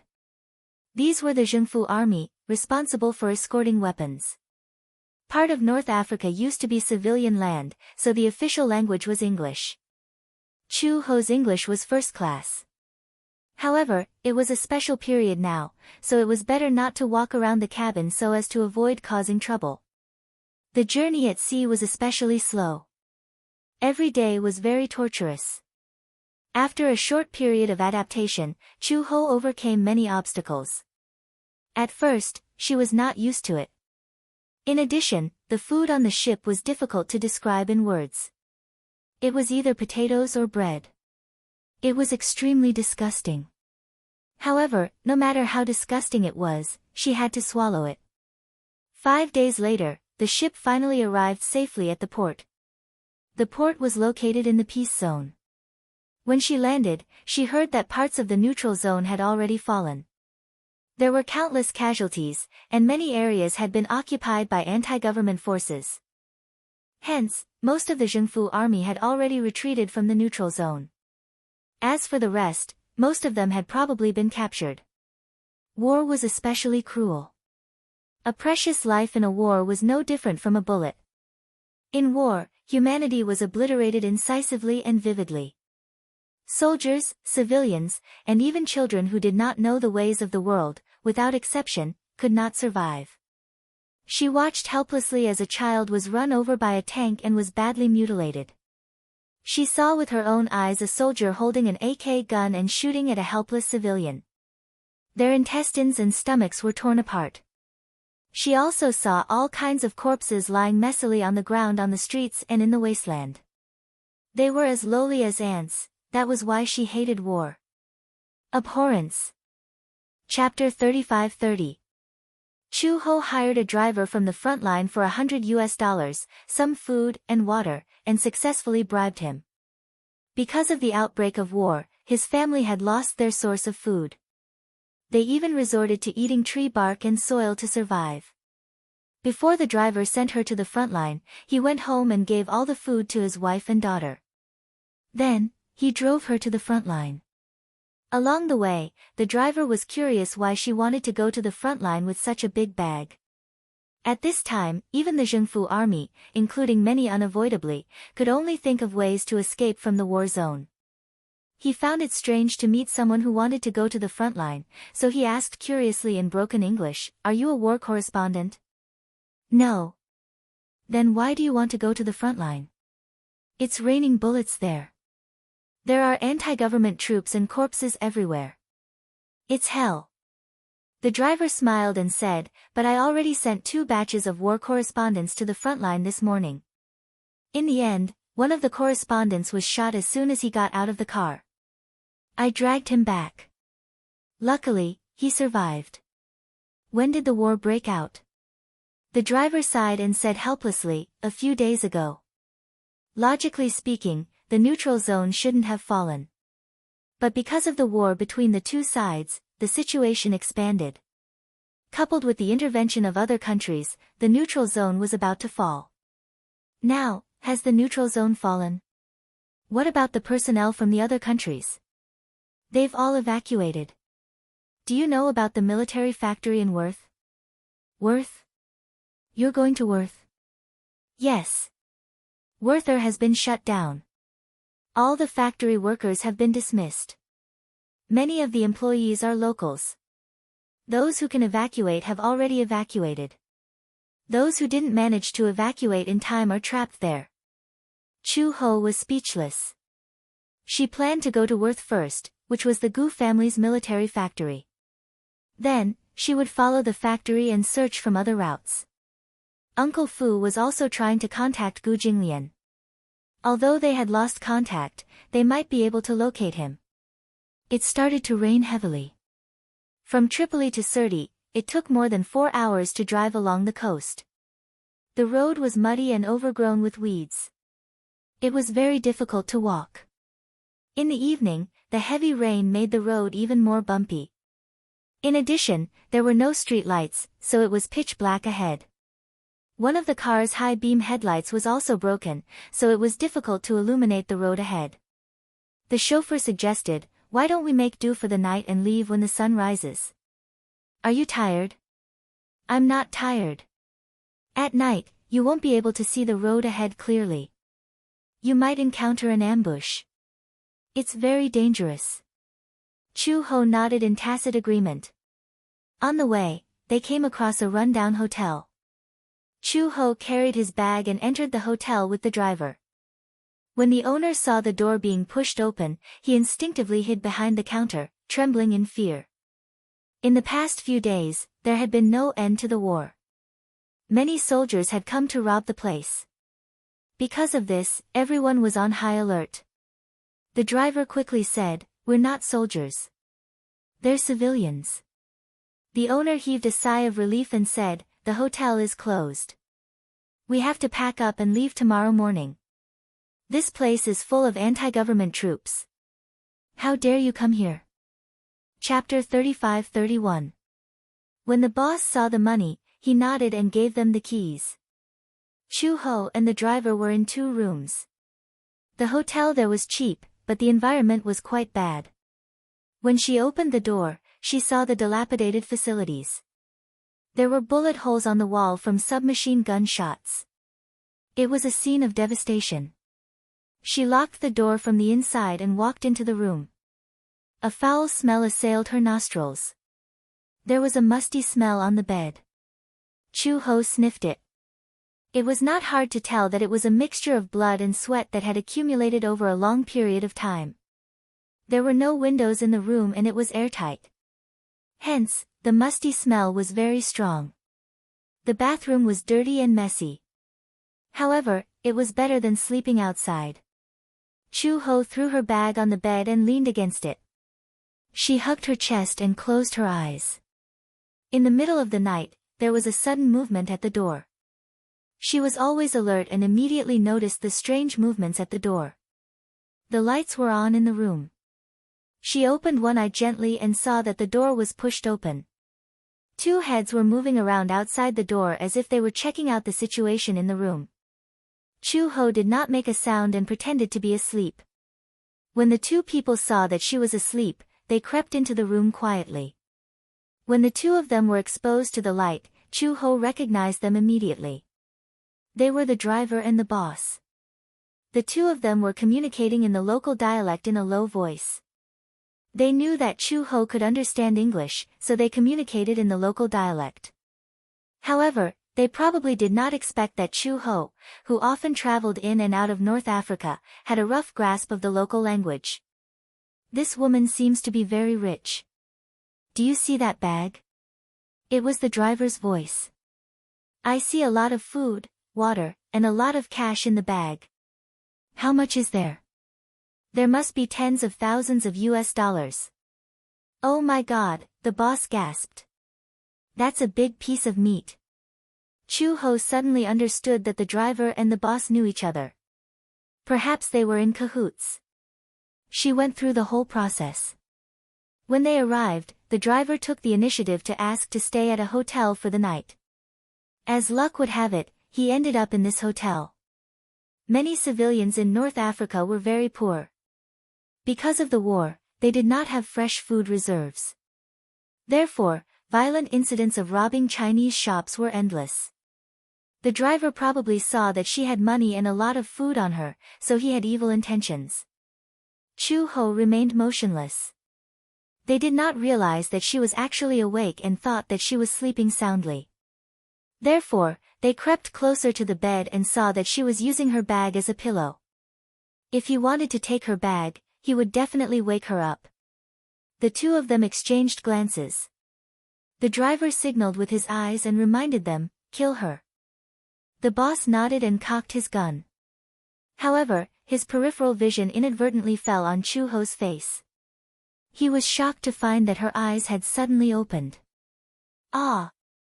Before he could let out a coherent cry of surprise, Chu-ho suddenly jumped up from the bed and clamped his legs around his neck. With a scissor kick, he flipped him onto the ground.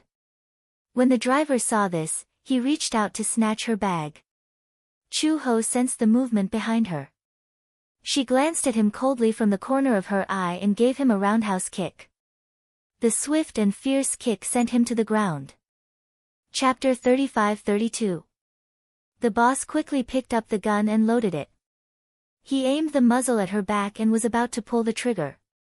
However, just as she pulled the trigger, Chu-hee had already heard the sound of a gun being loaded behind her. With a sudden somersault, she dodged the bullet before he could shoot. Before the person could react, she bounced up from the ground, jumped over the big bed, and kicked her wrist, sending the gun flying away. With a backhand, Chu-hee locked his arms behind his back. Looking around, she could not find any cloth strips, so she simply broke his wrist bones with 2 cracking sounds. The boss cried out in pain and wailed. The pain of having his bones dislocated caused his body to twitch violently.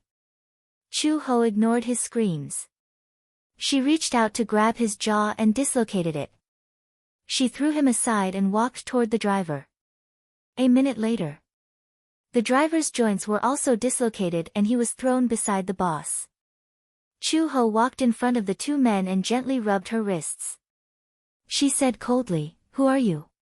Why did you attack me?" We, robbery." Chu-ho narrowed her eyes dangerously. "Don't tell me you want to destroy the evidence."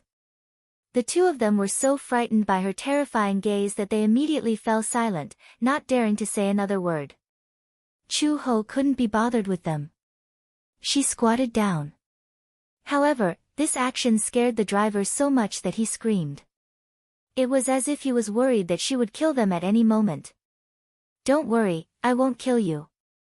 Chu-ho fumbled for the car keys from the driver's body. Then she stood up, picked up her combat bag, and turned to leave. The 2 men were left looking at each other with cold sweat all over their bodies. Chu-ho walked out of the hotel and parked the car at the entrance. In the rain, she could vaguely see the flames in the distance. That was probably the neutral zone that had fallen. She turned on the compass and got into the car. She threw her bag on the front passenger seat and got into the driver's seat. She started the car and drove slowly in the direction of the flames. In the rain, the air was humid. Chu-ho took out a bottle of water from his bag and drank it in one gulp. He opened the window and casually threw the empty bottle out. At night, coupled with the heavy rain, visibility was very low, so she drove very slowly. They were surrounded by low hills and sparse weeds, but there was not a single person in sight. Along the way, she encountered 1 or 2 corpses lying in the middle of the road. For safety reasons, she was not sure if there was a ditch or a landslide on the side of the road. Therefore, for safety reasons, she did not go around the corpses and directly ran over them. After driving for tens of kilometers, they saw a checkpoint. There were many vehicles parked at the checkpoint, as well as a very large oil tanker. They could vaguely see a few livestock. Because of the outbreak of war, many gas stations were destroyed. Therefore, the checkpoint became an important supply station. The oil price here was very cheap because the oil resources were very rich. A liter of oil that cost 6 yuan in China only cost 60 yuan here. Even a few loaves of bread could be exchanged for a tank of oil. Oil was cheap here, but food, fruits, and fresh water were extremely expensive. Especially at a time like this, an apple was priceless. Chapter 35-33. The car drove all the way to the neutral zone. There were a total of 5 countries in North Africa. However, the neutral zone in the center was Bilibid. It was also the most prosperous area in North Africa. This place was away from the Sahara Desert and was the golden zone of North Africa. Therefore, it relied on oil and many mineral resources and was very developed. Throughout history, North Africa had always been protected by famine and plague. At the same time, there was also invasion and smoke. The car finally arrived at the border of Bilibid. After passing a few checkpoints, they were all passed by using food and US dollars. When they entered Bilibid, the intensity of the war was even more visible. The originally bustling street was now quiet and empty. On the side of the street, there were messy piles of items and corpses. Just more than 10 hours ago, the war had affected the central area. On the road, her car was stopped many times. Once, it was directly stopped by the rebel army. Chu Ho saw that they had tanks and missiles, so she obediently stopped and allowed them to check. Chu Ho got out of the car and first showed her China passport. Now that the country was strong, with this passport, it became a foolproof pass. As long as she showed her passport, she would not be troubled. Then, Chu Ho stepped aside and let them check the car. However, there were only some daily necessities in the bag and nothing else was found. When she entered the territory, she threw away the pistol in advance because she knew that if she encountered the rebel army, they would stop the car and search it.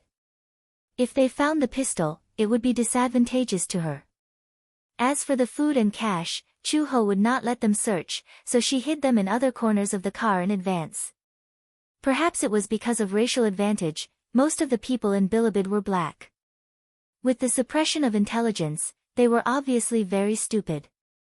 Therefore, they did not find any food, so they let her go. It was not that Chu Ho looked down on them. The intelligence of these soldiers could make her cry. When she arrived in Bilibid, it was already dawn. She found an international hotel and made do for the day. After resting for a few hours, she continued to advance toward the center of the war. The war spread to Bilibid, and many cities in Bilibid fell. The Worth factory was one of the few cities that fell. Worth was in Jamal, Bilibid, which was dozens of kilometers away from the capital of Bilibid. She rested well, filled up her fuel tank, and set off again until she reached the border of Jamal city. As night fell, she bypassed the checkpoint and entered the city through another gap.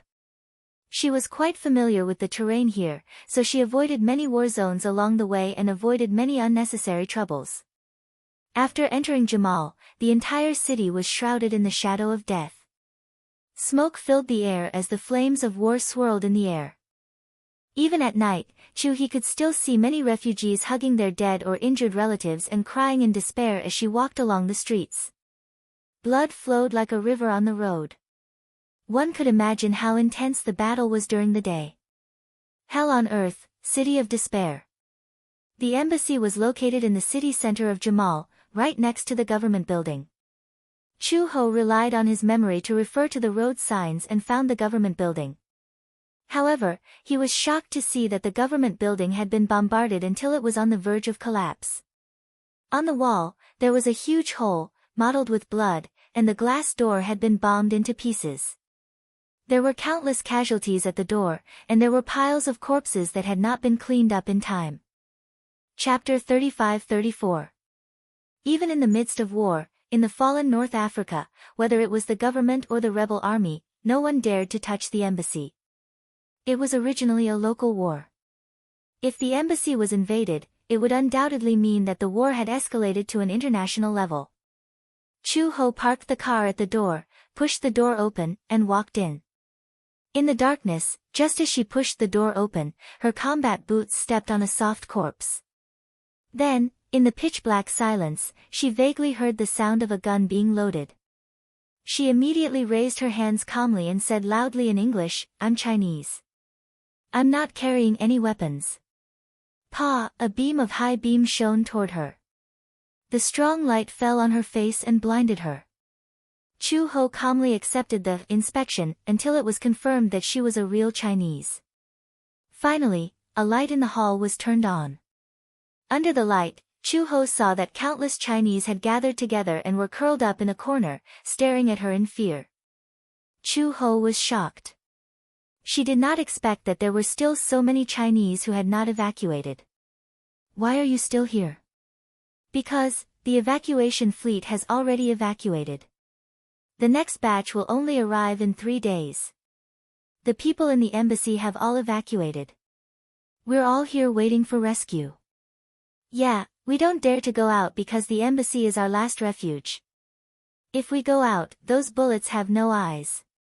It's very dangerous. It turned out that there were still many Chinese factory employees who did not manage to evacuate in time. Therefore, many people rushed into the embassy. Amidst the flames of war, the current embassy was like a refuge, as well as the last protective harbor. Although those people did not dare to invade the embassy, there were often some crazy rebels who did not care about the identity of the Chinese. They burned, killed, and robbed the stores and supermarkets opened by the Chinese. They even went to the embassy and robbed the food and water. Although it would not hurt their lives, the next batch of rescue fleet would only arrive at the port in 3 days. In other words, they had to hold on for more than 4 days. There were a lot of people, hundreds of people. Food and water were very limited. They had handed over all the cash they had. However, they could not afford food and water. Otherwise, with so many people, they could not last 4 days. Therefore, even if they were in the embassy, they did not dare to turn on the lights. They were worried that the rebels would see the light source and rush in to rob them. This place had already been robbed once and a few people were injured. Therefore, they did not dare to turn on the lights. Chu Ho heard that, frowned and asked, "In other words, the country will send another ship to take care of your evacuation?" "Yes." Then, Chu Ho took a step forward and asked, "Are there any of Werther's men here?" After a long time, a man in orange uniform stood up slowly and asked in surprise, "You're looking for Werther's men?" "Yes." Chapter 35:35. After he said this, the others were obviously trembling in fear. When Chu Ho heard this, he frowned. He had an ominous feeling in his heart. If Werther was controlled by the people of Hurricane, then what about Gu Jinglian? She scanned the crowd but did not find him. Such an eye-catching man, even if he was thrown into the crowd, he would be found at a glance. Even if she did not find him, he would stand up and show himself when he saw her. But she did not see him. This meant that he was not here. Chu Ho asked again, "You said that all of Werther's employees are here?" The man hurriedly explained, "No, only 2/3 of them are here. The other 1/3, more than 100, are trapped in the war zone." When they left Werther, the rebel army had already taken over the entire villa. That area has been sealed off by the rebel army. "It's the center of the war. I'm going to find someone now." Chu Ho said again, "His name is Gu Jinglian. Where is he now?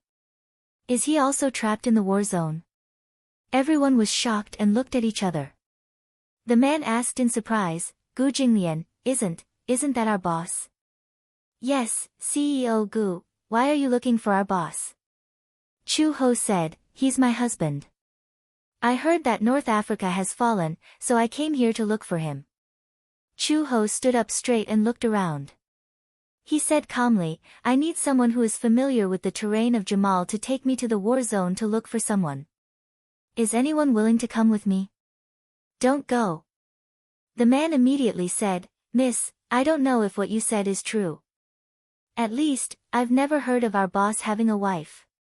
The problem is that the war zone is now full of rebel soldiers. The streets are full of corpses and soldiers. If you go there rashly, you're not looking for someone, you're looking for death.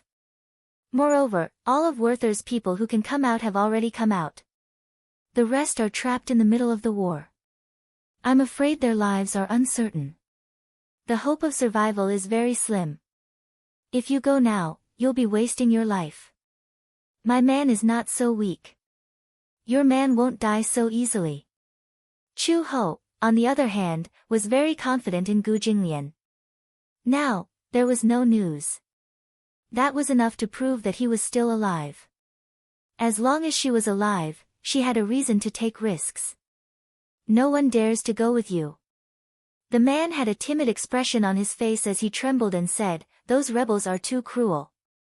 No matter who they saw, Caucasian, Chinese, or civilian, they killed them all." What did that mean? If they went there now, they would die. It wasn't easy for us to escape from Worth. We won't risk our lives again. He did not force him to make his stance clear and resolute.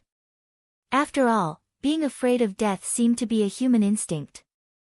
After experiencing despair, the desire to survive grew stronger. All right, I'll go by myself. Chu-ho had just turned around when a young man's calm voice came from behind him. I'll go with you. Chapter 35-36. He spoke fluent Chinese and walked up to her. I grew up in Jamal, so I'm very familiar with the place. I'll go with you. Chu-ho was a little surprised. She looked behind him and asked, "Where are your parents?" He said that he wanted to go. Perhaps he was naive, but wouldn't his parents stop him? The young man's eyes darkened, and his voice weakened. My parents are already dead. Chu-ho was stunned. The young man pursed his lips, but he didn't cry. He gritted his teeth and said, "They were killed by the rebels." Chu-ho smiled. Aren't you afraid? The young man shook his head and said firmly, I'm not afraid. Anyway, my father is gone, my mother is gone, and my sister. He gritted his teeth and closed his eyes. They're gone too. I'm alone. There's nothing to be afraid of. Chu-ho seemed to see herself when she was young. In the war, her family was destroyed, and her heart was filled with hatred and helplessness. She smiled and held out her hand to him. You're so brave. Okay, come with me, but I'll protect you. The young man nodded, held her hand, and followed her out of the embassy, leaving the crowd looking at each other. When Chu-ho left the embassy, she was very cautious. She looked around and made sure that there was no one around before she opened the car door and told the young man to get in and fasten his seatbelt. She quickly got into the car, started the car, and drove in the direction of Werther. There's no one in Werther now. My father is a worker in Weert. A few days ago, Weert was occupied by a large group of armed men. According to the other uncles, they're from the Hurricane Group, not the rebel army. However, they seem to be very powerful. So many Chinese factories were smashed and robbed by the rebel army, but Weert was the only one left unscathed. Hurricane, Chu-ho narrowed her eyes. Uncle Fu said that Hurricane Group used her and Xiaobao to threaten Gu Jinglian to sign the agreement. He had to give up Werther and that piece of land. The losses were heavy. She still couldn't figure out why Gu Jinglian did that. Was it because of her? Was he protecting her? Thinking of this possibility, Chu-ho suddenly laughed at himself. How could this be? This man had always been arrogant and self-righteous. How could he give up such a huge benefit just to protect her? The young man continued, It's very dangerous to drive to Werther now. However, from what I know, there are many China factories in the war zone. Those factories are all state-owned enterprises, so the rebels don't dare to touch them. Some people might be hiding there. Where do we go? The young man pointed at the road sign in front of them. Go to that junction and head south. You are really familiar with the terrain. The young man nodded. I grew up here. Then how do you speak Chinese so well? That's because my parents are both from China, and I'm also from China. Of course, I have to speak Chinese, but I also know a little English. If my parents were still alive, with our passports, we would be able to catch up with the first batch of evacuation ships. At this point, the youth fell silent again. She probably thought of something sad again. His parents were shot to death because they were trying to protect him, those damned rebels. They deserved to die for being so cruel and merciless. Chu-ho patted her head and smiled. Don't be sad. It's all in the past.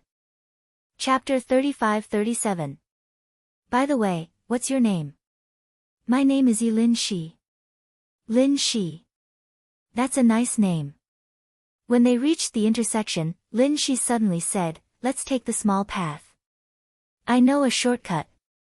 Needless to say, Chu-ho did not dare to drive the car on the main street. She knew that there must be a lot of troops stationed there. Therefore, she followed Lin Shi's directions and drove to the small path. The so-called small path was extremely bumpy and difficult to walk on. The small path in the forest was a muddy path cultivated by the local people. It was not the road paved with cement. With this opening, it was dawn again. Chu-ho did not dare to rest. Although it was dangerous to drive when tired, this was the wild forest. There were wild beasts everywhere. Jackals, lions, cheetahs, it was very dangerous. She drove all the way to the factory that Lin Shi had pointed out. After getting out of the car, she looked around and confirmed that there was no danger before letting Lin Shi get out of the car.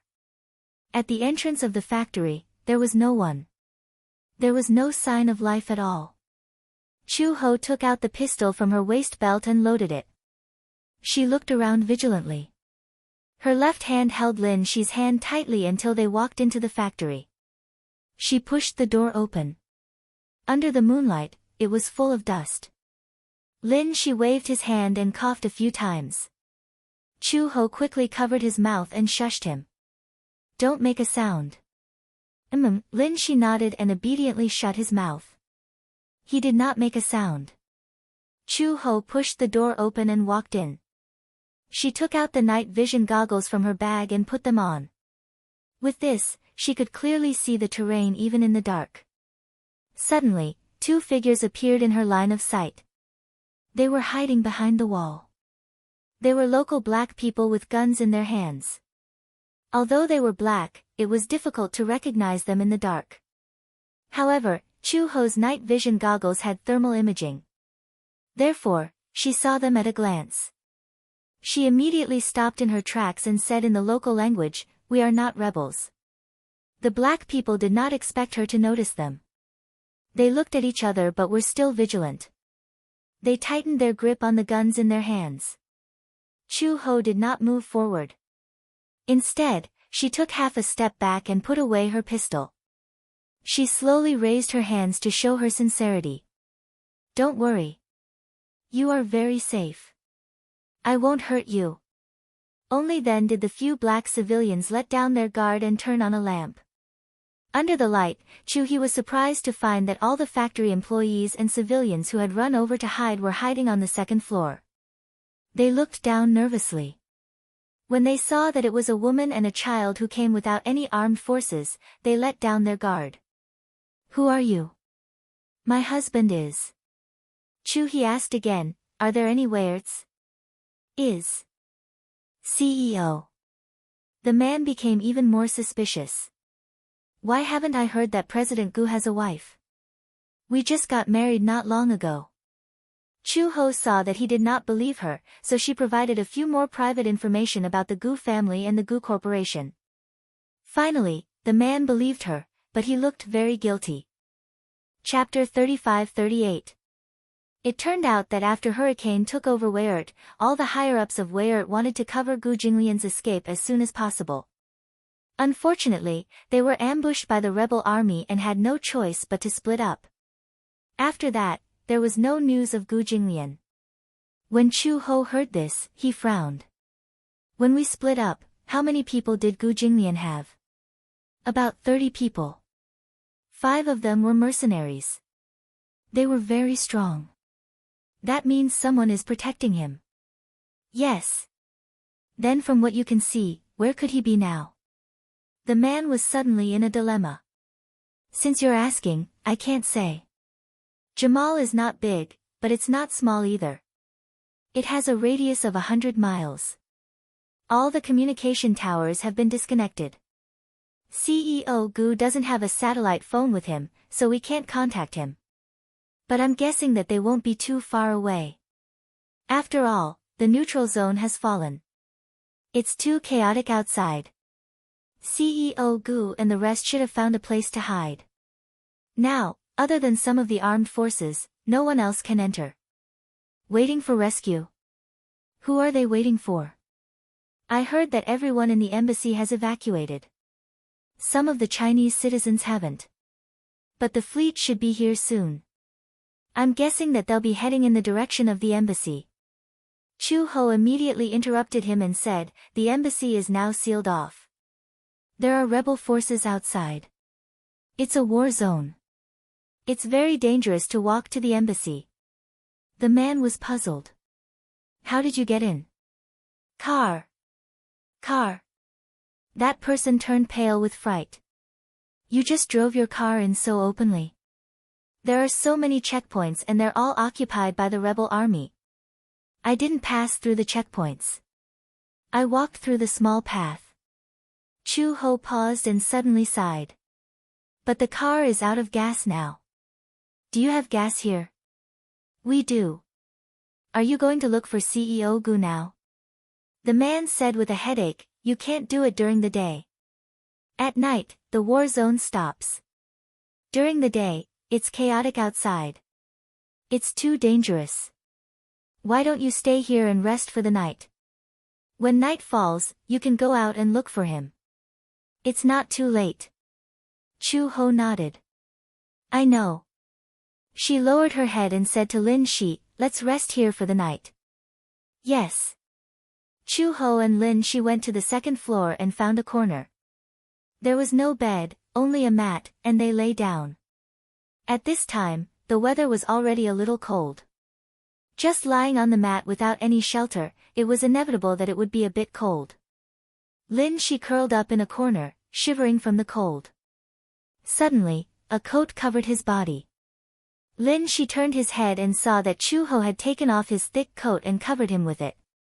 She only had a combat vest on her body, which was very thin. Lin Shi's heart warmed. He was a little touched, but he asked uneasily, aren't you cold? It's not cold. I'm used to it.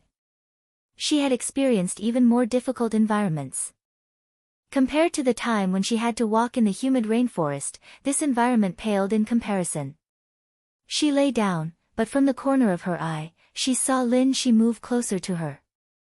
He covered her with his clothes and hugged her tightly. Chapter 35-39. Chu Ho also closed her eyes. Perhaps she was too tired from rushing through the night and the high intensity of her mental strength, so she fell asleep immediately. He actually fell into a deep sleep. When she woke up again, she was called by Lin Shi. Chu Ho opened her eyes and saw the black muzzle of a gun. The hole in the distance was emitting cold air. Almost instinctively, she grabbed the gun at her waist. However, the next second, a bayonet was right in front of her. She recognized the gun. It was an AK-47 equipped with a sharp triangular bayonet.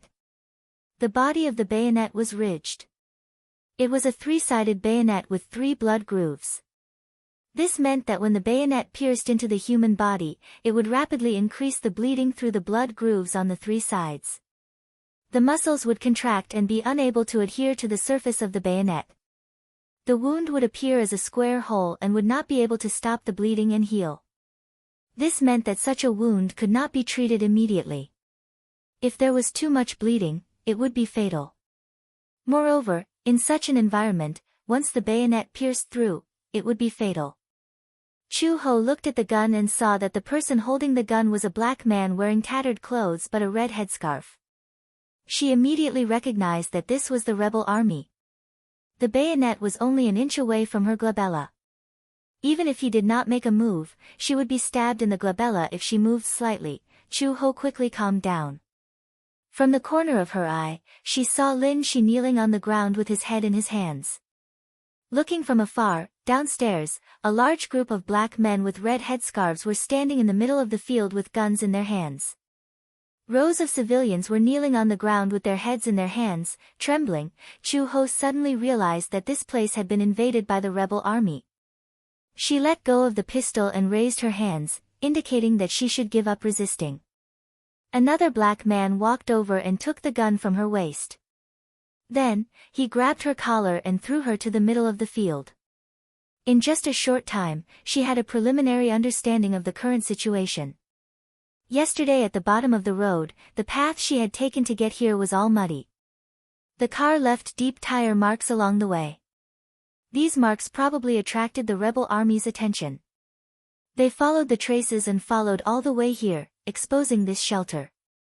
Chu Ho was dragged all the way downstairs. Everyone glared at her angrily. Her arrival had also attracted the rebel army.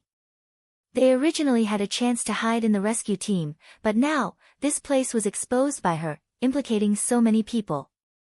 Chu Ho was thrown into the middle of the field. He questioned, "Whose car is this?" She remained silent. The car was locked, so these people smashed the car window and found her combat bag. They found a lot of things and found the documents in the bag. So, they suspected that the owner of the car was a spy from the government who came to investigate. Chu Ho did not say anything. She couldn't admit it. Moreover, there was a lot of cash, food, and fresh water in the car. If she admitted it, they would definitely take away her car keys, open the car, and rob all the food inside. The rebel soldiers saw that the entire place was silent. They searched the crowd and suddenly walked into the crowd and pulled Lin Shi out. He was the youngest child present. The soldier directly flipped over an oil barrel from the side, opened the cap, and directly poured the oil all over him. Chapter 35-40. Lin Shi hugged his body tightly, but he did not beg for mercy. He knelt on the ground and looked up. His eyes were filled with hatred as he stared at the soldiers. He knew that the car belonged to Chu Ho, but he did not say anything. The soldier lit a match and waved it. He threatened, "I'll ask again. Whose car is this?" Everyone was so nervous that they could not say a coherent sentence. However, many of them glanced at Chu Ho as if they were signaling something to the soldiers. At this critical juncture, they naturally wanted to save their own lives. The lives of others were not important. The soldiers looked at Chu Ho suspiciously. When Chu Ho saw this, he could no longer remain silent. He suddenly said, "This is my car. It has nothing to do with this child." Lin Shi looked at him in surprise. He was deeply moved. "Hand over the car keys." Chu Ho took a deep breath. He calmly took out the keys from his trouser pocket and threw them to them. When the soldier saw this, he sneered and threw the lit match at Lin Shi. At this moment, his body was covered in gasoline. If the match landed beside him, he would definitely die. Lin Shi closed his eyes in despair. Chu Ho reacted quickly and leaped toward Lin Shi. At the same time, seeing that she had suddenly stood up, the vigilant soldier raised his gun and pulled the trigger. The bullet pierced through the air and brushed past her waist. It passed through the bullets and hit a man behind Chu Ho, piercing his thigh. He cried out in pain and hugged his thigh as he twitched.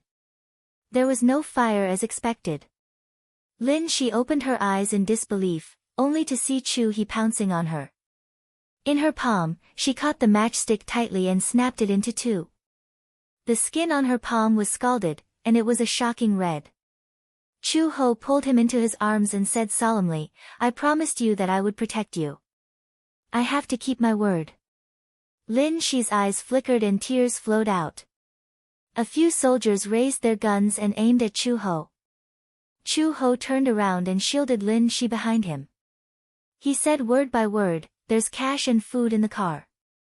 I hid them in a place. Use these to exchange for this child's life. Take us there. If you let this child go, I'll tell you." The soldiers looked at each other before putting away their guns. Chu Ho immediately said to Lin Shi, "Quickly find a place to hide." Lin Shi shook his head and said firmly, "I want to be with you." "Be good, I'm fine. Find a place to hide, okay? No matter what happens, don't come out." Lin Shi wavered a little. Gritting his teeth, he stood up and walked a few steps. Seeing that the soldiers seemed to have tacitly agreed to let him go, he ran into the warehouse, found a secret room, and hid himself. Chu Ho stood up and covered his wound. He followed the soldiers out of the factory and to the parking lot. "Where are the money and things?" Chu Ho pretended to be in pain and said with difficulty, "It's in the secret compartment of the armrest." "Take it out." I'm injured," Chu Ho said with difficulty. "I don't have any strength, be honest." Two soldiers opened the car door and went into the car to rummage through it. Chu Ho narrowed his eyes and looked around. There were a total of 4 soldiers here. 2 of them went into the car to look for things. Their backs were facing him, so they couldn't see his every move. Chapter 35-41. Chu-ho kicked the two soldiers into the car and locked the door. Her smooth movements were completed within a few seconds. Before the other two soldiers could react, Chu-ho flashed behind them. Just as they raised their pistols to aim at her, Chu-ho grabbed that person's arm and twisted it hard. She aimed at his elbow joint and heard a "kacha" sound as the joint fell off. She lifted her leg and kicked him a few meters away. Chu-ho snatched the gun and casually fired 2 shots at the other soldier who was about to pull the trigger.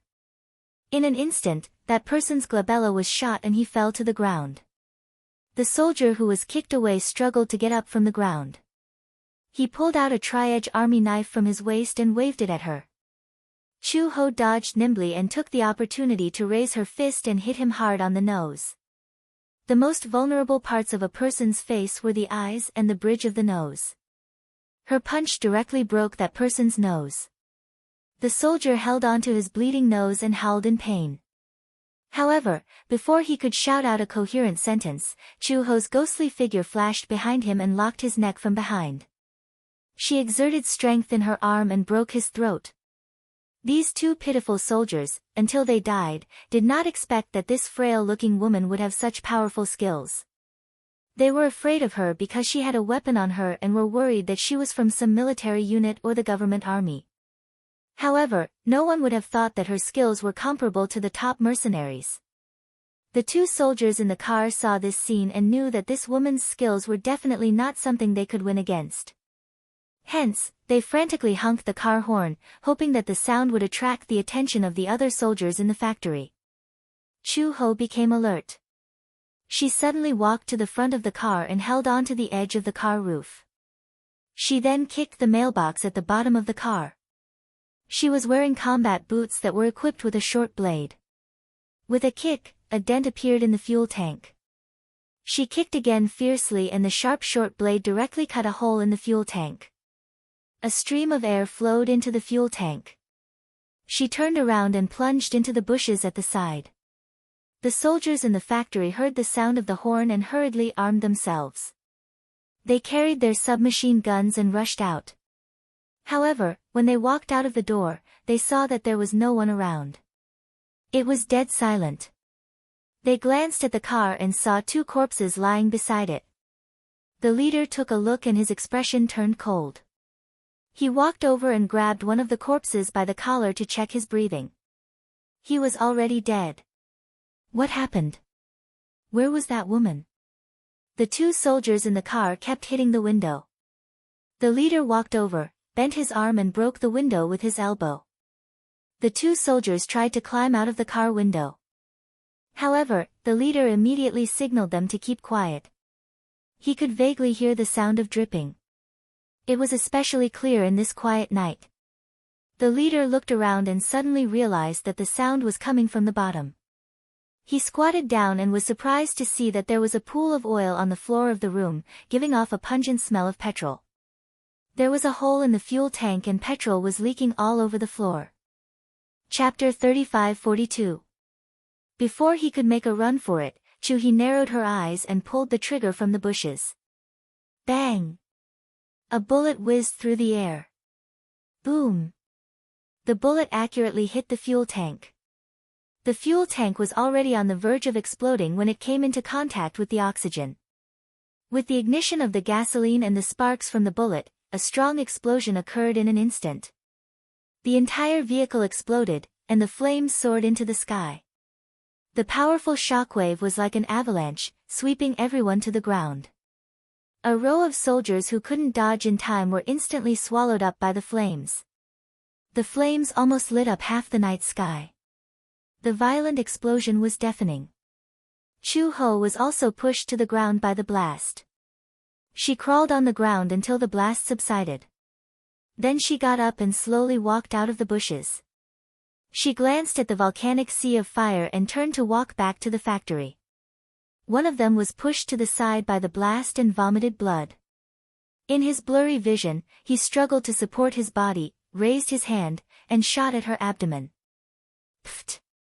Chu-ho felt as if her abdomen had been hit by something. Immediately after, she felt a burning pain and a terrifying wound appeared on her abdomen. She clutched her bleeding abdomen and staggered. She knelt on the ground on one knee. When she turned around, she saw the soldier fall to the ground heavily and take his last breath. She struggled to stand. At first, she did not feel anything when she was shot. However, after taking a step, she could not stand anymore. She swayed and fell to the ground. The pain was so intense that she broke out in a cold sweat. Chu-ho struggled to support her body. She immediately tore the vest on her body and pressed on the wound to squeeze out the blood clots. The dagger was tied to the back of her waist. The bullet accurately pierced through the dagger and embedded itself in her skin. Fortunately, the dagger blocked the bullet and did not penetrate too deeply. However, the pain was that the dagger was penetrated.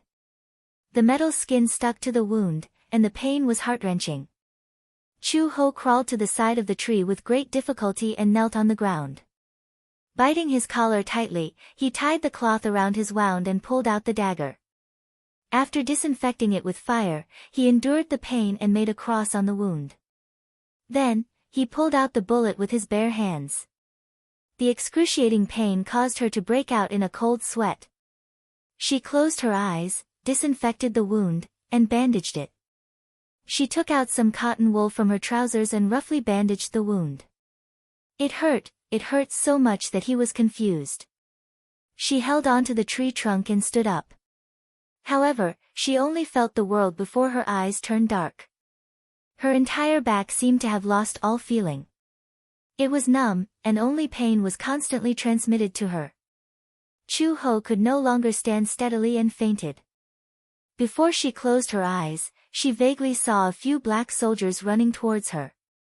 They were holding their guns and staring at her. When she woke up again, she was splashed with a basin of salt water. The salt water flowed directly into her wound, and she woke up in pain. Hiss! Chu-ho opened her eyes abruptly. The salt water flowed into her eyes, and it was bitter and painful. Immediately after, her wrists were tightly bound and her toes were off the ground. These reminded her that she was hanging from a tree branch. A few black soldiers pointed their guns at her. One of them, who was holding a red headscarf, pointed at her and asked in the local language, "Who are you? Did you kill these brothers?" Chapter 35-43. When the man saw this, he was so angry that he kicked her. Chu-ho's body slammed into a thick tree trunk. She was in so much pain that she couldn't scream. "Speak." Chu-ho sneered and said contemptuously, "I'm not from the government." The leader didn't believe her at all. He was certain that Chu-ho was a mercenary sent by the government or an intelligence agent from some organization. It was because of this that Chu-ho didn't bother to explain. Anyway, even if she said she wasn't and revealed her identity, they might not believe her. Chu-ho heard someone ask, "Captain, how should we deal with this person?"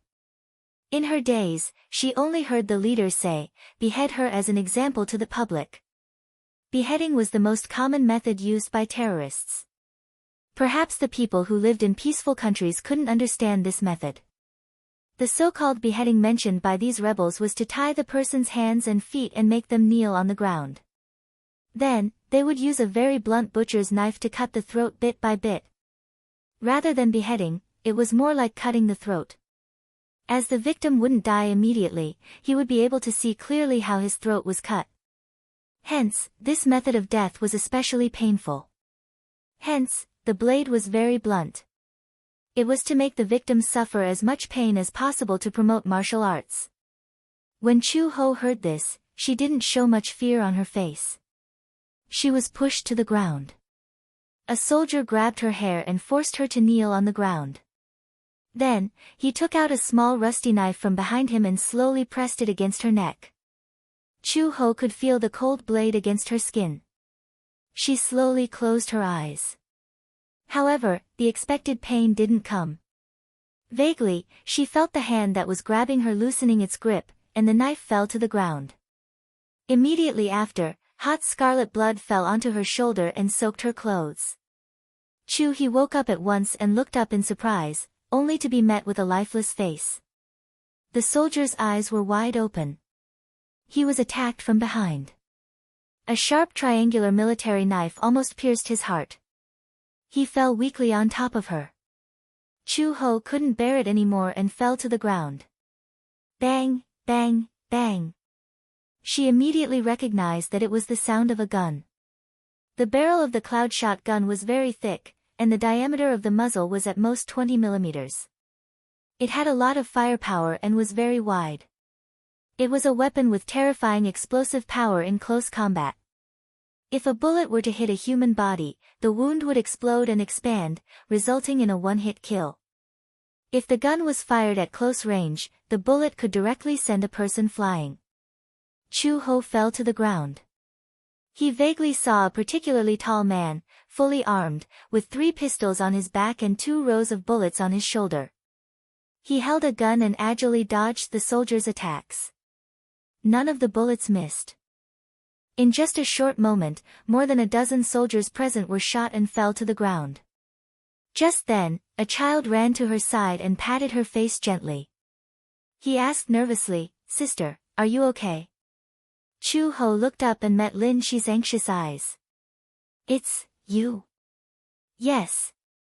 Lin Shi dragged her to the front of a tree and used a dagger to cut the rope that tied her up. However, he found the wound on her abdomen and frowned in pain. "How are you? Are you okay? You're injured."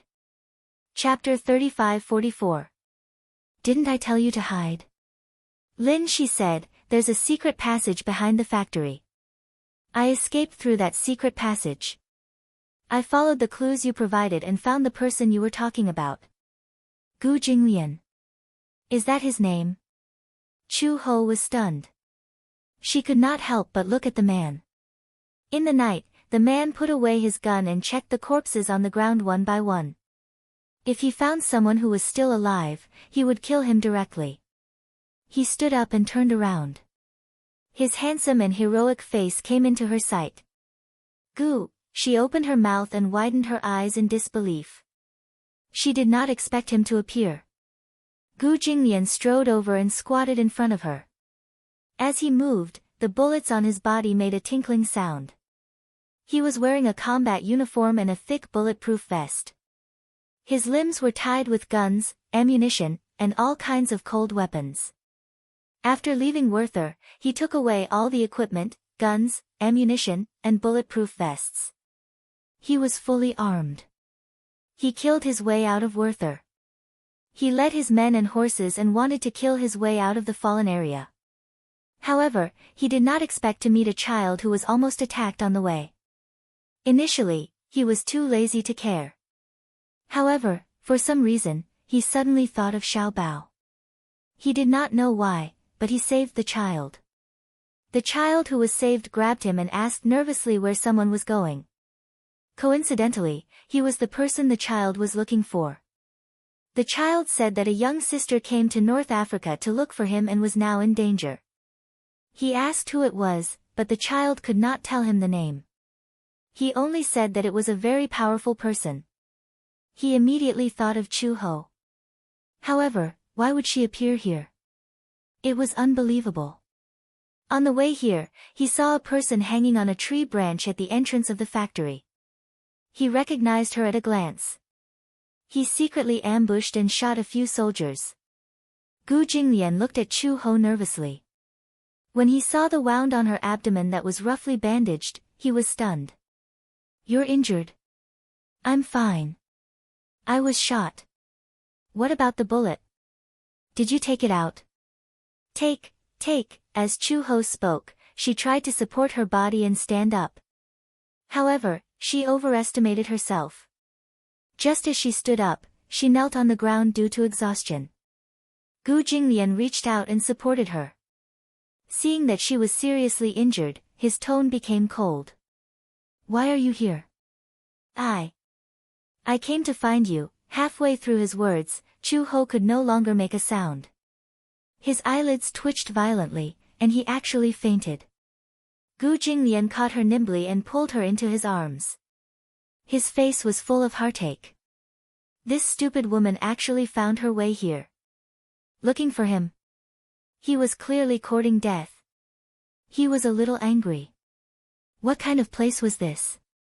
It was such a chaotic place, filled with the flames of war, smoke, and endless disputes. Only people wanted to escape, but she actually rushed here rashly. Crazy? His heart ached as he hugged her tightly, as though he was afraid that she would vanish into thin air in his arms. He frowned and said, "Crazy woman. What should we do?" "Lin," she asked anxiously, "will sister be okay? Let's go back to the base first and check on her injuries." "Okay." As Lin she spoke, he was about to carry Chu Ho. However, Gu Jinglian was one step ahead of him. He carried Chu Ho with one hand and held a gun with the other, ready to deal with any sudden attack. Chapter 35-45. Lin Shi was shocked. He didn't expect this man to be strong enough to carry a woman with one hand. It was too terrifying. Although Chu Ho was very thin, she was still quite tall. He actually carried her with one hand and his expression didn't change at all. Gu Jinglian carried her and turned around, only to see that Lin Shi was still in a daze. He frowned and said coldly, "Follow me." Oh. Okay. Lin Shi immediately chased after him. The three of them walked all the way and arrived at a bomb shelter. Gu Jinglian was originally with the main group, but because Lin Shi appeared along the way, he came with him to look for Chu Ho. As a result, they lost contact with the main group. They had originally planned to go to the signal tower to restore the broken signal and then contact for backup. Now that they had parted ways and Chu Ho was injured, Gu Jinglian planned to find a place to hide and treat her wound. It was dark and damp in the bomb shelter. Gu Jinglian placed Chu Ho in a relatively dry place. He turned around and instructed Lin Shi, "Bring the gauze and iodine over." Lin Shi carried Chu Ho's combat bag over. He rummaged through the bag for the iodine and gauze and passed them to Gu Jinglian. Gu Jinglian untied the gauze and checked the wound. There was an obvious gunshot wound on her waist and abdomen. There was a cross on the wound, but there was no bullet shell. The bullet had been removed. Gu Jinglian was very surprised. This cross was probably made by removing the bullet. Who did it? Could it be that she did it herself? How did she do it? A woman actually had such terrifying willpower when she was injured by a gunshot. She could actually remove the bullet by herself.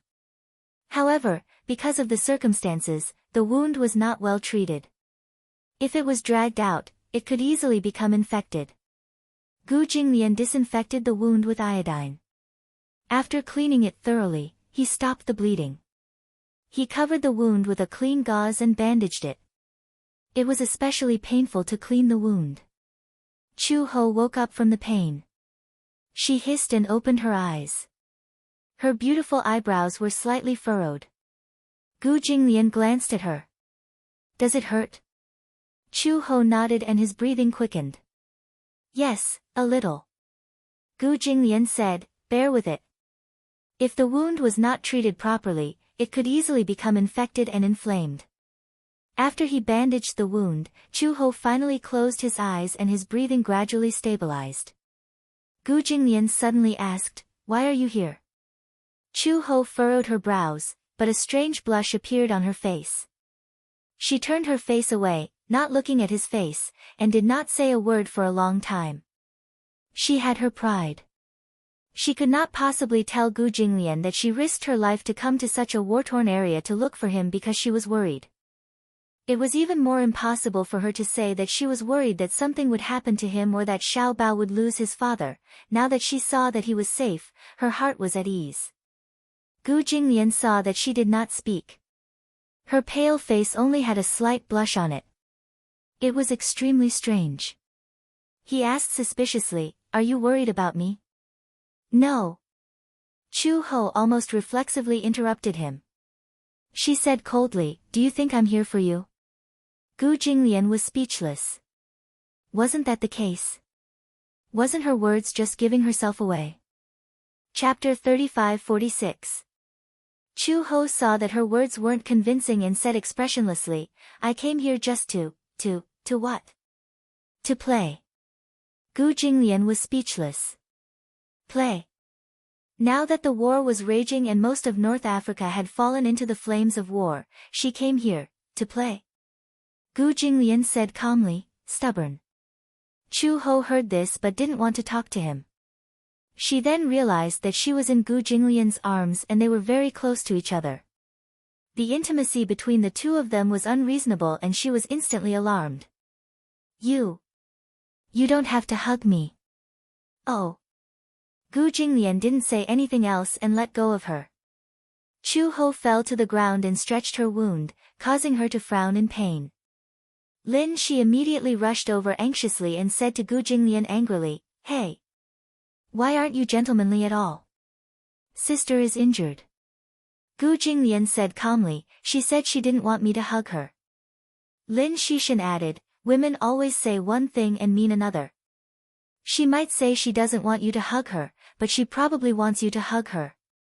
Chu Ho couldn't take it anymore. She grimaced and said, I didn't say that. Lin Shi pouted and hurriedly asked worriedly, Sister, are you alright? Does your wound hurt? Chu Ho groaned and said angrily, It doesn't hurt. Gu Jinglian glanced at her lightly and pulled her into his arms again. Chu Ho struggled a little unnaturally, but Gu Jinglian's voice became gentler. He patted her back gently and said calmly, Alright, stop talking. Chu Ho stopped talking. Don't worry. Go to sleep. Gu Jinglian said again, have a good sleep. We'll continue our journey when we wake up. She nodded and suddenly asked curiously, Where are we going? Chu Ho asked curiously, How are we going to leave later? How do we leave North Africa? There is a signal base station more than 10 miles away from here. My men and I have agreed to meet at the signal tower. When the signal is restored, we will contact my rescue team stationed in North Africa. By then, we will be able to leave this place. When Chu Ho heard this, he grunted and closed his eyes. She was really tired, so she fell asleep immediately. Gu Jinglian couldn't help but smile when he heard her breathing. He lowered his eyes and gently planted a kiss on her forehead. How could he not know why Chu Ho had come? Although she was stubborn and did not mean what she said, for a woman who did not hesitate to brave the flames of war to come to North Africa and get injured all over, who did she do it for? However, even though she was stubborn and refused to say anything, he was kind enough to not expose her. Lin Shi also found a place to lie down. After going through so many things, he was already extremely tired, so he quickly fell asleep. Gu Jinglian also closed his eyes. The air raid shelter was very remote. Moreover, before entering the shelter, he had deliberately buried landmines at the entrance. If an enemy entered, it would definitely trigger the mechanism, giving him a lot of time to react. Gu Jinglian hugged Chu Ho tightly and also fell asleep. The three of them curled up in the air raid shelter. When Chu Ho woke up again, the sky outside the shelter was gradually darkening. Chapter 35-47. When she opened her eyes, she saw Gu Jinglian's head resting gently on her shoulder. His warm breath kept brushing against her cheeks. For a moment, she felt as if all the air that entered her lungs was coming from him. The breath that he exhaled seemed to be slightly hot. She only felt that her face was suddenly burning red. Instinctively, she pushed him, but his body did not move. He hugged her so tightly that she had the illusion that she was his most precious treasure. Chu Ho's expression became more and more unnatural. She saw that Gu Jinglian's breathing was heavy. It was probably because he had been too tired in the past few days that he fell into a deep sleep. She did not know when he had fallen asleep, so she could not bear to wake him up. Chu Ho closed her eyes and planned to rest for a while more. Suddenly, there was a shocking explosion at the entrance of the cave. The ear-piercing sound was deafening. Her ears were suddenly ringing from the explosion. Gu Jinglian also woke up instantly. He raised his head and heard a soft rustling sound coming from the entrance of the cave. Someone's coming. Chu Ho also reacted. She immediately stood up, picked up the submachine gun from the ground, and crouched in the corner. Gu Jinglian covered the entrance of the cave and held his breath vigilantly. However, the soft rustling sound outside the cave suddenly went far away. They did not seem to have noticed the entrance of the cave that was covered by the bushes. Immediately after, they heard the rumbling sound of tanks passing by outside the cave. Chu-ho carefully walked to the entrance of the cave. She pushed the bushes aside and looked outside. However, she saw several helicopters hovering in the sky above the coconut grove. The fog was thick, and visibility was extremely low. The huge leaf fans were making a desperate sound. "We should go," Gu Jinglian said. "Let's go now." Chu-ho nodded. Gu Jinglian asked nervously, "Can you walk on your own?" "Yes. I'm fine." After sleeping for a few hours, the pain of the wound had subsided a lot. She walked over and carried the combat bag. Gu Jinglian walked over, woke Lin Shi up, and gave him a gun. If they left this place, they might be ambushed by the rebel army at any time. It was impossible for him to carry him, so he could only do his best to cover him. However, even if he was a child, he still needed to carry a weapon with him under such circumstances. But Lin Shi said, "It's okay, I know how to use a gun." Growing up in such an environment, he knew how to use guns and basic self-defense. Gu Jinglian gave him a few more magazines. Lin Shi kept the magazines close to his body, and the three of them left the cave. Just as they walked out of the cave, the loud sounds suddenly became clearer. Bullets rained down in front of him. Gu Jinglian covered Lin Shi while Chu-ho followed behind him. One of them charged forward while the other had his back to Gu Jinglian to observe the situation behind them and provide cover. The three of them ran wildly in the rain of bullets. The clamor was accompanied by the sound of AK shots, and the tragic sound of gunfire reverberated in their eardrums. Gu Jinglian gave the only helmet to Lin Shi. 3 heavy bullets hung on his shoulders, 3 guns on his back, and a heavy Gatling gun in his hands. He ran at the front to open up a path. His pace was calm and fast. He turned back to estimate the distance and shouted at the top of his lungs, "Fire!" Chapter 35-48. The two of them cooperated well. At this moment, someone seemed to have discovered their deliberate trail, so they threw an infrared time grenade at them. Chu-ho saw it at a glance. This grenade took about 10 seconds to detonate. Chu-ho immediately walked over and kicked the grenade away. Gu Jinglian raised his AK-47 and fired a bullet, directly detonating the grenade. Chu-ho turned around and pushed Lin Shi to the ground. A scorching wave rushed over and brushed past their backs. Behind them, a huge cluster of flames rose, accompanied by heart-wrenching screams. It formed a towering wall of fire about 100 meters long in the coconut forest. Chu-ho struggled to support her body. She turned her head and glanced back. She saw several tanks passing through the ferocious fire and slowly approaching. The wave of air swept over violently. The tanks crossed the line of fire, and more than a dozen soldiers rushed down. Gu Jinglian had a long string of bullets on his shoulder, and his face was covered in sweat. He carried the extremely heavy Gatling gun and fired fiercely at the team behind him. Chu-ho held the XM-109 sniper rifle, and blood-white hot liquid sprayed endlessly at the edge of the forest. She didn't know how many people she had shot, but she vaguely felt that she had returned to her former mercenary career. As long as there was a bullet left, she would continue to slaughter lives. Several laser beams quickly scanned the forest. These were special instruments to detect life and electronic equipment. Gu Jinglian recognized them immediately. He gritted his teeth, nimbly turned over, and pulled off all the radio communication equipment on himself and Chu-ho, and threw them into the distance. The laser beam's positioning was messy. With a boom, a guided missile hit the position where the radio was thrown. Gu Jinglian grabbed Chu-ho's hand. Chu-ho directly hugged Lin Shi in her arms and rushed into the forest, temporarily obtaining cover. Chu-ho felt for the straw in her collar and hurriedly drank 2 mouthfuls of water. There wasn't much water stored in her jacket. She didn't even have time to add purification powder. The smell of water made her retch. But in this situation, there was no time to care so much. We're still 10 miles away from the signal tower. Gu Jinglian paused for a moment. The signal base station was built by Werther, so it's very safe. The communication equipment inside is more complete. After we go in, we'll send out a signal and shield the surroundings. We'll be temporarily protected. Expressionlessly, Chu-He shook out the contents of her backpack and handed the energy bars and night vision goggles to Gu Jinglian. She then threw the AK and RPG-7B quiver on her back in front of him and began to swiftly load the Gatling gun with ammunition. Gu Jinglian broke off a piece of energy bar and stuffed it into his mouth. He mixed it with his saliva and quickly strapped his AK and rocket launcher to his shoulder. The atmosphere instantly became heavy. He looked at Chu-Ho in front of him, and his hands froze. His eyebrows gradually became heavy.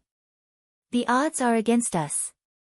Gu Jinglian said, you also know that this place is surrounded by the rebel army. At this critical moment, I'll cover you. You leave first. Chu-Ho raised her face, twitched the corner of her lips, threw the water bottle to Silver Fox, and quickly got up. Listen, Gu Jinglian, we're together. If we want to leave, we'll leave together. Gu Jinglian didn't say anything. He knew, and Chu-Ho probably also understood, that the current situation wasn't optimistic. Gu Jinglian wanted to protect her, even at the cost of his life. Chapter 35-49. Seeing that he was silent, Chu-Ho's face darkened. She grabbed his chin and squeezed it tightly. Listen up. Either we leave North Africa together, or we die together. There are no other options. Gu Jinglian looked up. His eyes flickered and his lips suddenly curved. You won't regret it. This woman was actually willing to risk her life with him. In such a dangerous environment, she said that she would either leave with him or die together. Was she really not afraid? Of course. From the moment I decided to step on the cargo ship to North Africa, I won't regret it. Gu Jinglian also stood up and stared at her for a long time. Seeing that he kept staring at her, Chu-Ho couldn't help but take half a step back. She said guiltily, what are you doing? So, you admit it. Gu Jinglian said this without rhyme or reason. Chu-Ho frowned. She didn't understand what he was trying to say. What do you mean? You admit that you came to North Africa because you were worried about me. When Chu-Ho heard this, her face immediately flushed red. She clenched her fists. Before she could refute, Gu Jinglian suddenly took a step forward and hugged her tightly with his right hand. He clasped the back of her neck and kissed her deeply. She inadvertently saw this intimate scene. Her face immediately turned red and she immediately covered her face with both hands. It was not suitable for children. See no evil, hear no evil. Chu-Ho wanted to push him away, but Gu Jinglian held her tightly. The more she struggled, the deeper she sank into his arms. Gu Jinglian kissed her until she was about to suffocate. He then released her, but he still wanted more and pecked her blushing face. Chu-Ho's face became even hotter. She wanted to rebuke him, but she couldn't say a word for a long time. Okay, don't waste time. Gu Jinglian turned the bag over and all the equipment fell to the ground at once. When Chu-Ho heard this, anger rose in her heart. What did he mean by don't waste time? He was clearly the one who kissed her. And he still had the cheek to tell her not to waste time. She was about to explode when Gu Jinglian handed her a gun. A charming smile appeared on his handsome face that was stained with dust. Let's kill our way out. Chu-Ho immediately laughed. She took the gun from him and tied it to her waist. At this moment, the winds of war in the west and artillery fire spread. Thick smoke billowed from the coconut grove, and flames flickered. The Hu-5 grenade exploded with a huge shockwave. The earth shook, and the aura of death once again gathered around the land. The tank rumbled past the ruins, the wreckage, and the shadows of the trees. The helicopter hovered in the air, and several white signal lights swept through the forest. Chu-He carefully hunched her back and snuck into the forest alone. The thorns mercilessly slashed across her cheeks, causing blood to gush out of the wounds. She hugged a Barrett M99 sniper rifle. Her footsteps were steady, her expression was cold, and her face was covered in dust. She leaned against a hidden tree and squatted down. She took out a straw from her collar and drank the last mouthful of water stored in her jacket. Her lips were still pale and dry. Although she was wearing a bulletproof vest over her camouflage uniform, her beautiful figure was still exposed. Chapter 3550. Gu Jinglian and Lin Shi followed closely behind her. They leaned against the barrier and raised their hands to wipe away the blood and dirt on their faces. Chu Ho looked at him. Gu Jinglian's hair was messed up in the wind, and his handsome face was ravaged by the wind. Beneath his handsome eyebrows was a pair of seductive peach blossom eyes. Time ticked by. Chu Ho rested for a while before turning around and crouching behind a tree. She raised the heavy sniper rifle in her hand and aimed accurately at the lens. She slowly narrowed one eye and focused all her attention on the sniper scope. She held her breath and waited calmly. She counted silently in her heart. Suddenly, Chu Ho pulled the trigger. The rapid ammunition detonated the improvised explosive device that had been deployed earlier. With a loud bang, a tank was blocked 100 meters away from the wall of fire. Chu Ho slung the sniper rifle over her shoulder and injected the last dose of adrenaline. She pulled out a military-grade dagger and ran toward the tank. Gu Jinglian quickly followed. An M1A1 tank was parked quietly in place. At that moment, a nimble figure silently snuck behind the tank and opened the door to the combat room. The soldier in the combat room didn't even have time to see who it was before he was punched in the head.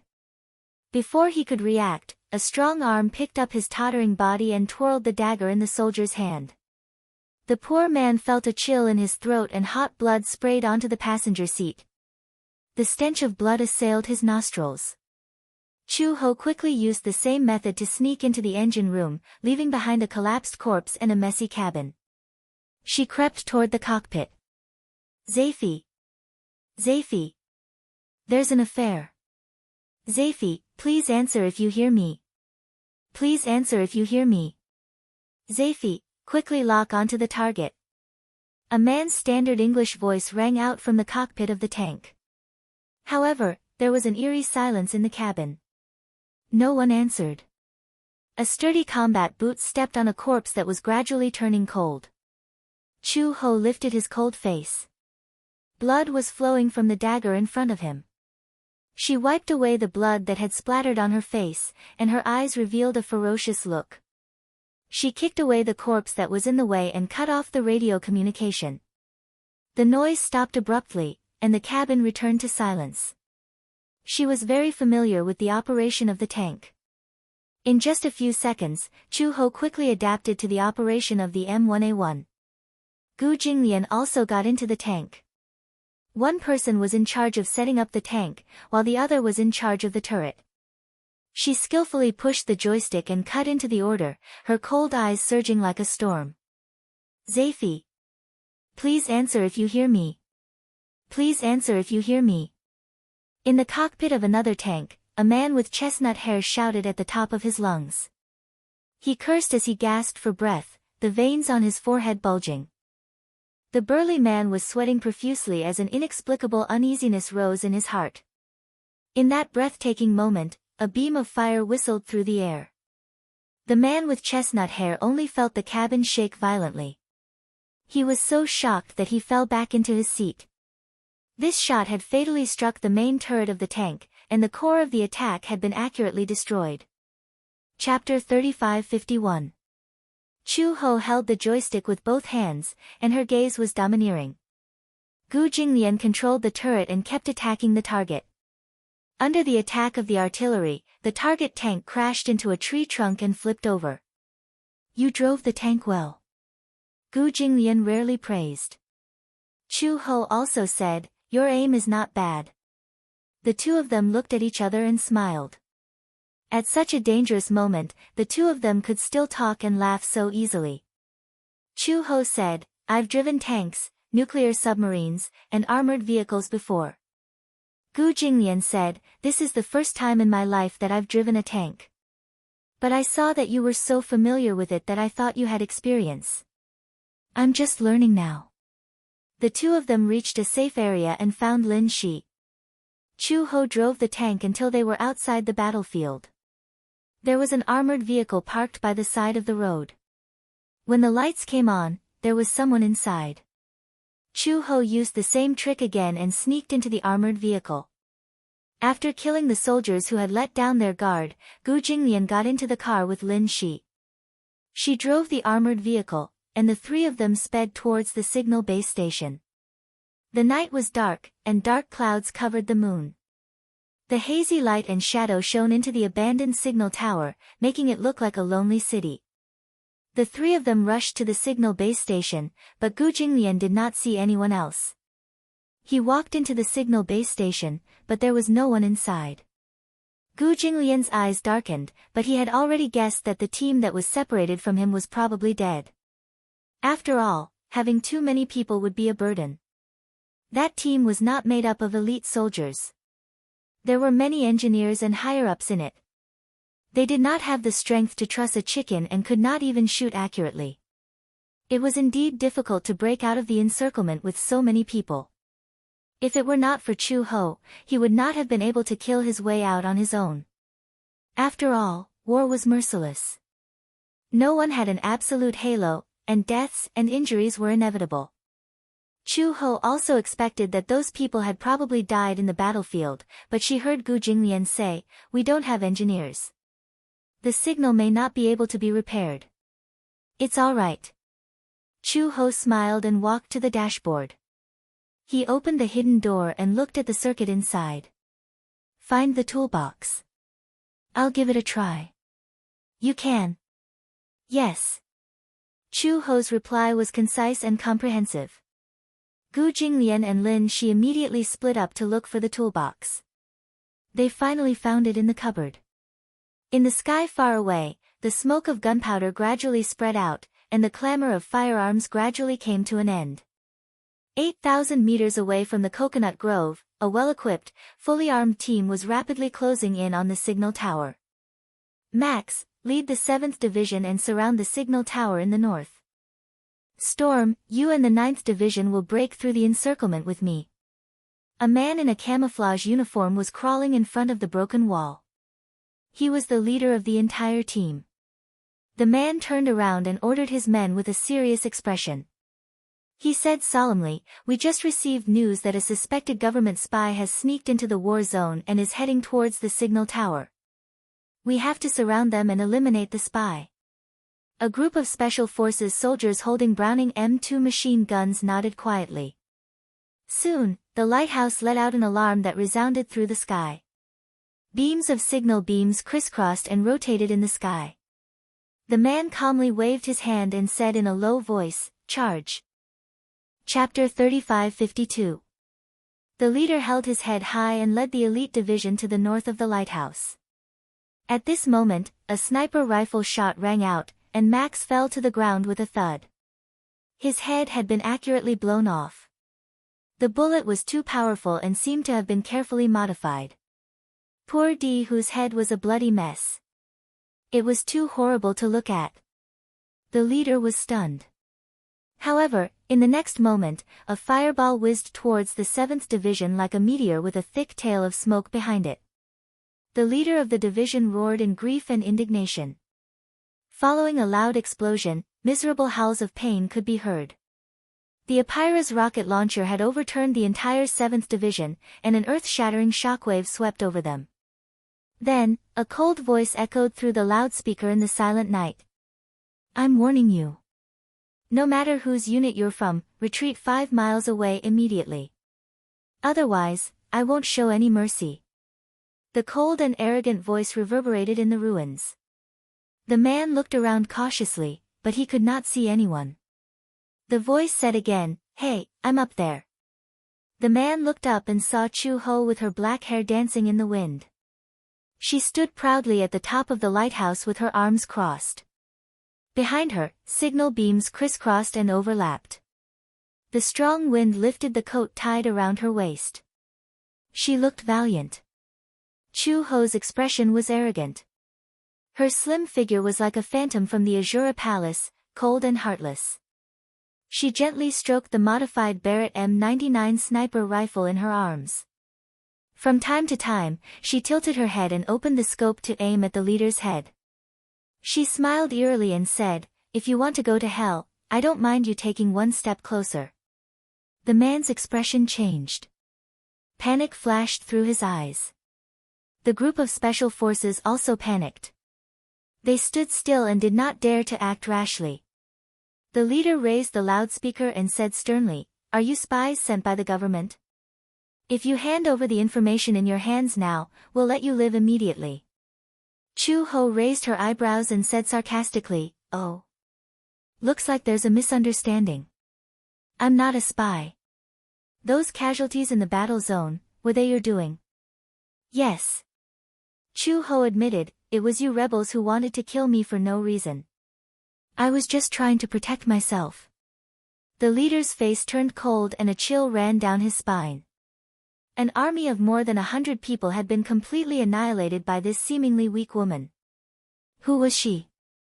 "So many of our brothers have been killed by you. This blood debt must be paid." Chu Ho sneered and said slowly, "Our people have also died in the hands of your soldiers. So many innocent civilians have suffered heavy casualties. If that's the case, then we're on good terms." Hearing this, the leader was so shocked that he took a deep breath, and his eyes widened in anger. Chu Ho pointed at his head and snorted disdainfully. He casually sat down on the edge of the pagoda, his posture free and unrestrained. "I'm going to count down from 10 seconds. If you don't retreat, I can't guarantee what I'll do." 10. Chu Ho was very beautiful. She was so beautiful that she was enchanting and breathtaking. The wind at the top of the pagoda was very strong. It messed up her hair, making it look especially messy. Chu Ho held the loudspeaker and raised her eyebrows with a cold smile as she counted down, 9, 8. The man was so angry that he gritted his teeth and held his breath for a long time. Chapter 35:53. So many people have died in her hands. It seems that this woman is not simple. If we act rashly, so many people might die in her hands. 6, 5. As Chu Ho counted, she held the sniper rifle in her hands even tighter. Her forehead was covered in cold sweat. "Give the order." "Captain." The leader clenched his fists tightly. There was unwillingness and shame in his eyes. After hesitating for a few seconds, he gritted his teeth and said, "Retreat." In the team, a hoarse voice rang out, "Retreat! Retreat!" The team immediately retreated until they were more than 1,000 meters away. Chu Ho confirmed that the team had left through the sniper scope. She collapsed on the ground and leaned against the wall, trembling all over. This empty fort strategy had finally fooled these people. In fact, in the current situation, Chu Ho and Gu Jinglian had no more ammunition on them. The RPG rocket launcher just now was their last weapon. It could be said that they had run out of ammunition all the way to the signal tower. As they left the battlefield, Chu Ho could clearly feel that there were troops following behind them, chasing them all the way. However, they did not have any ammunition. In front of such a fully armed troop, they had lost all their strength. In ancient times, when the enemy was outnumbered, they lacked preparation. They deliberately showed that they did not have any troops, causing the illusion that there was an ambush and causing them to retreat in fear. In the era of the Three Kingdoms, Sima Yi's army approached the west side of the city. Zhuge Liang did not have any troops to resist, but he opened the city gate and played the zither on the city tower. Sima Yi suspected that there was an ambush, so he immediately retreated. This was the origin of the empty fort strategy. However, Chu Ho did not expect that at the last moment, she would use the empty fort strategy to scare off these soldiers. Just now, when they were counting down, she was more nervous than anyone else. She was worried that these people would not be deceived and would directly attack. They would be captured before they could even wait for help. Being captured was an ideal situation. If they were treated as spies and had their throats slit, then the three of them would really not be able to return. Gu Jinglian climbed to the top of the tower and saw Chu Ho leaning against the wall with a frightened look. He walked over, hugged her, and gently stroked her hair. He laughed and said, "So there are times when you are afraid of death."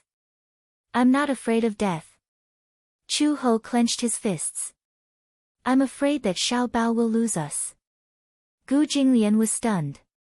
He held her shoulders stiffly and comforted her gently, "It's okay. It's all in the past. Chu Ho, let's go home." "Yeah, let's go home. Xiao Bao is still waiting for us." Gu Jinglian curled his lips and smiled at her, only to find that Chu Ho's eyes were filled with tears. She was deeply touched. He kissed her once again. It was a kiss from the brink of death. It was short but warm. An FC-1 Valiant Dragon aircraft pierced through the clouds and arrived. Gu Jinglian carried Lin Shi and boarded the plane. Chu Ho clung onto the handrail of the cabin. The strands of hair in front of his forehead danced in the wind, occasionally pricking his eyelids, but it did not hurt or itch. She pursed her thin lips tightly and suddenly frowned as she looked back. The sky in the distance was gradually turning white. The beautiful sunrise that she had been looking forward to finally appeared in front of her eyes. 8,000 meters away, smoke rose in spirals above the coconut grove. That was the place where she and Gu Jinglian had fought their last battle. It was hard to imagine that the two of them, alone with a child, had actually fought their way out.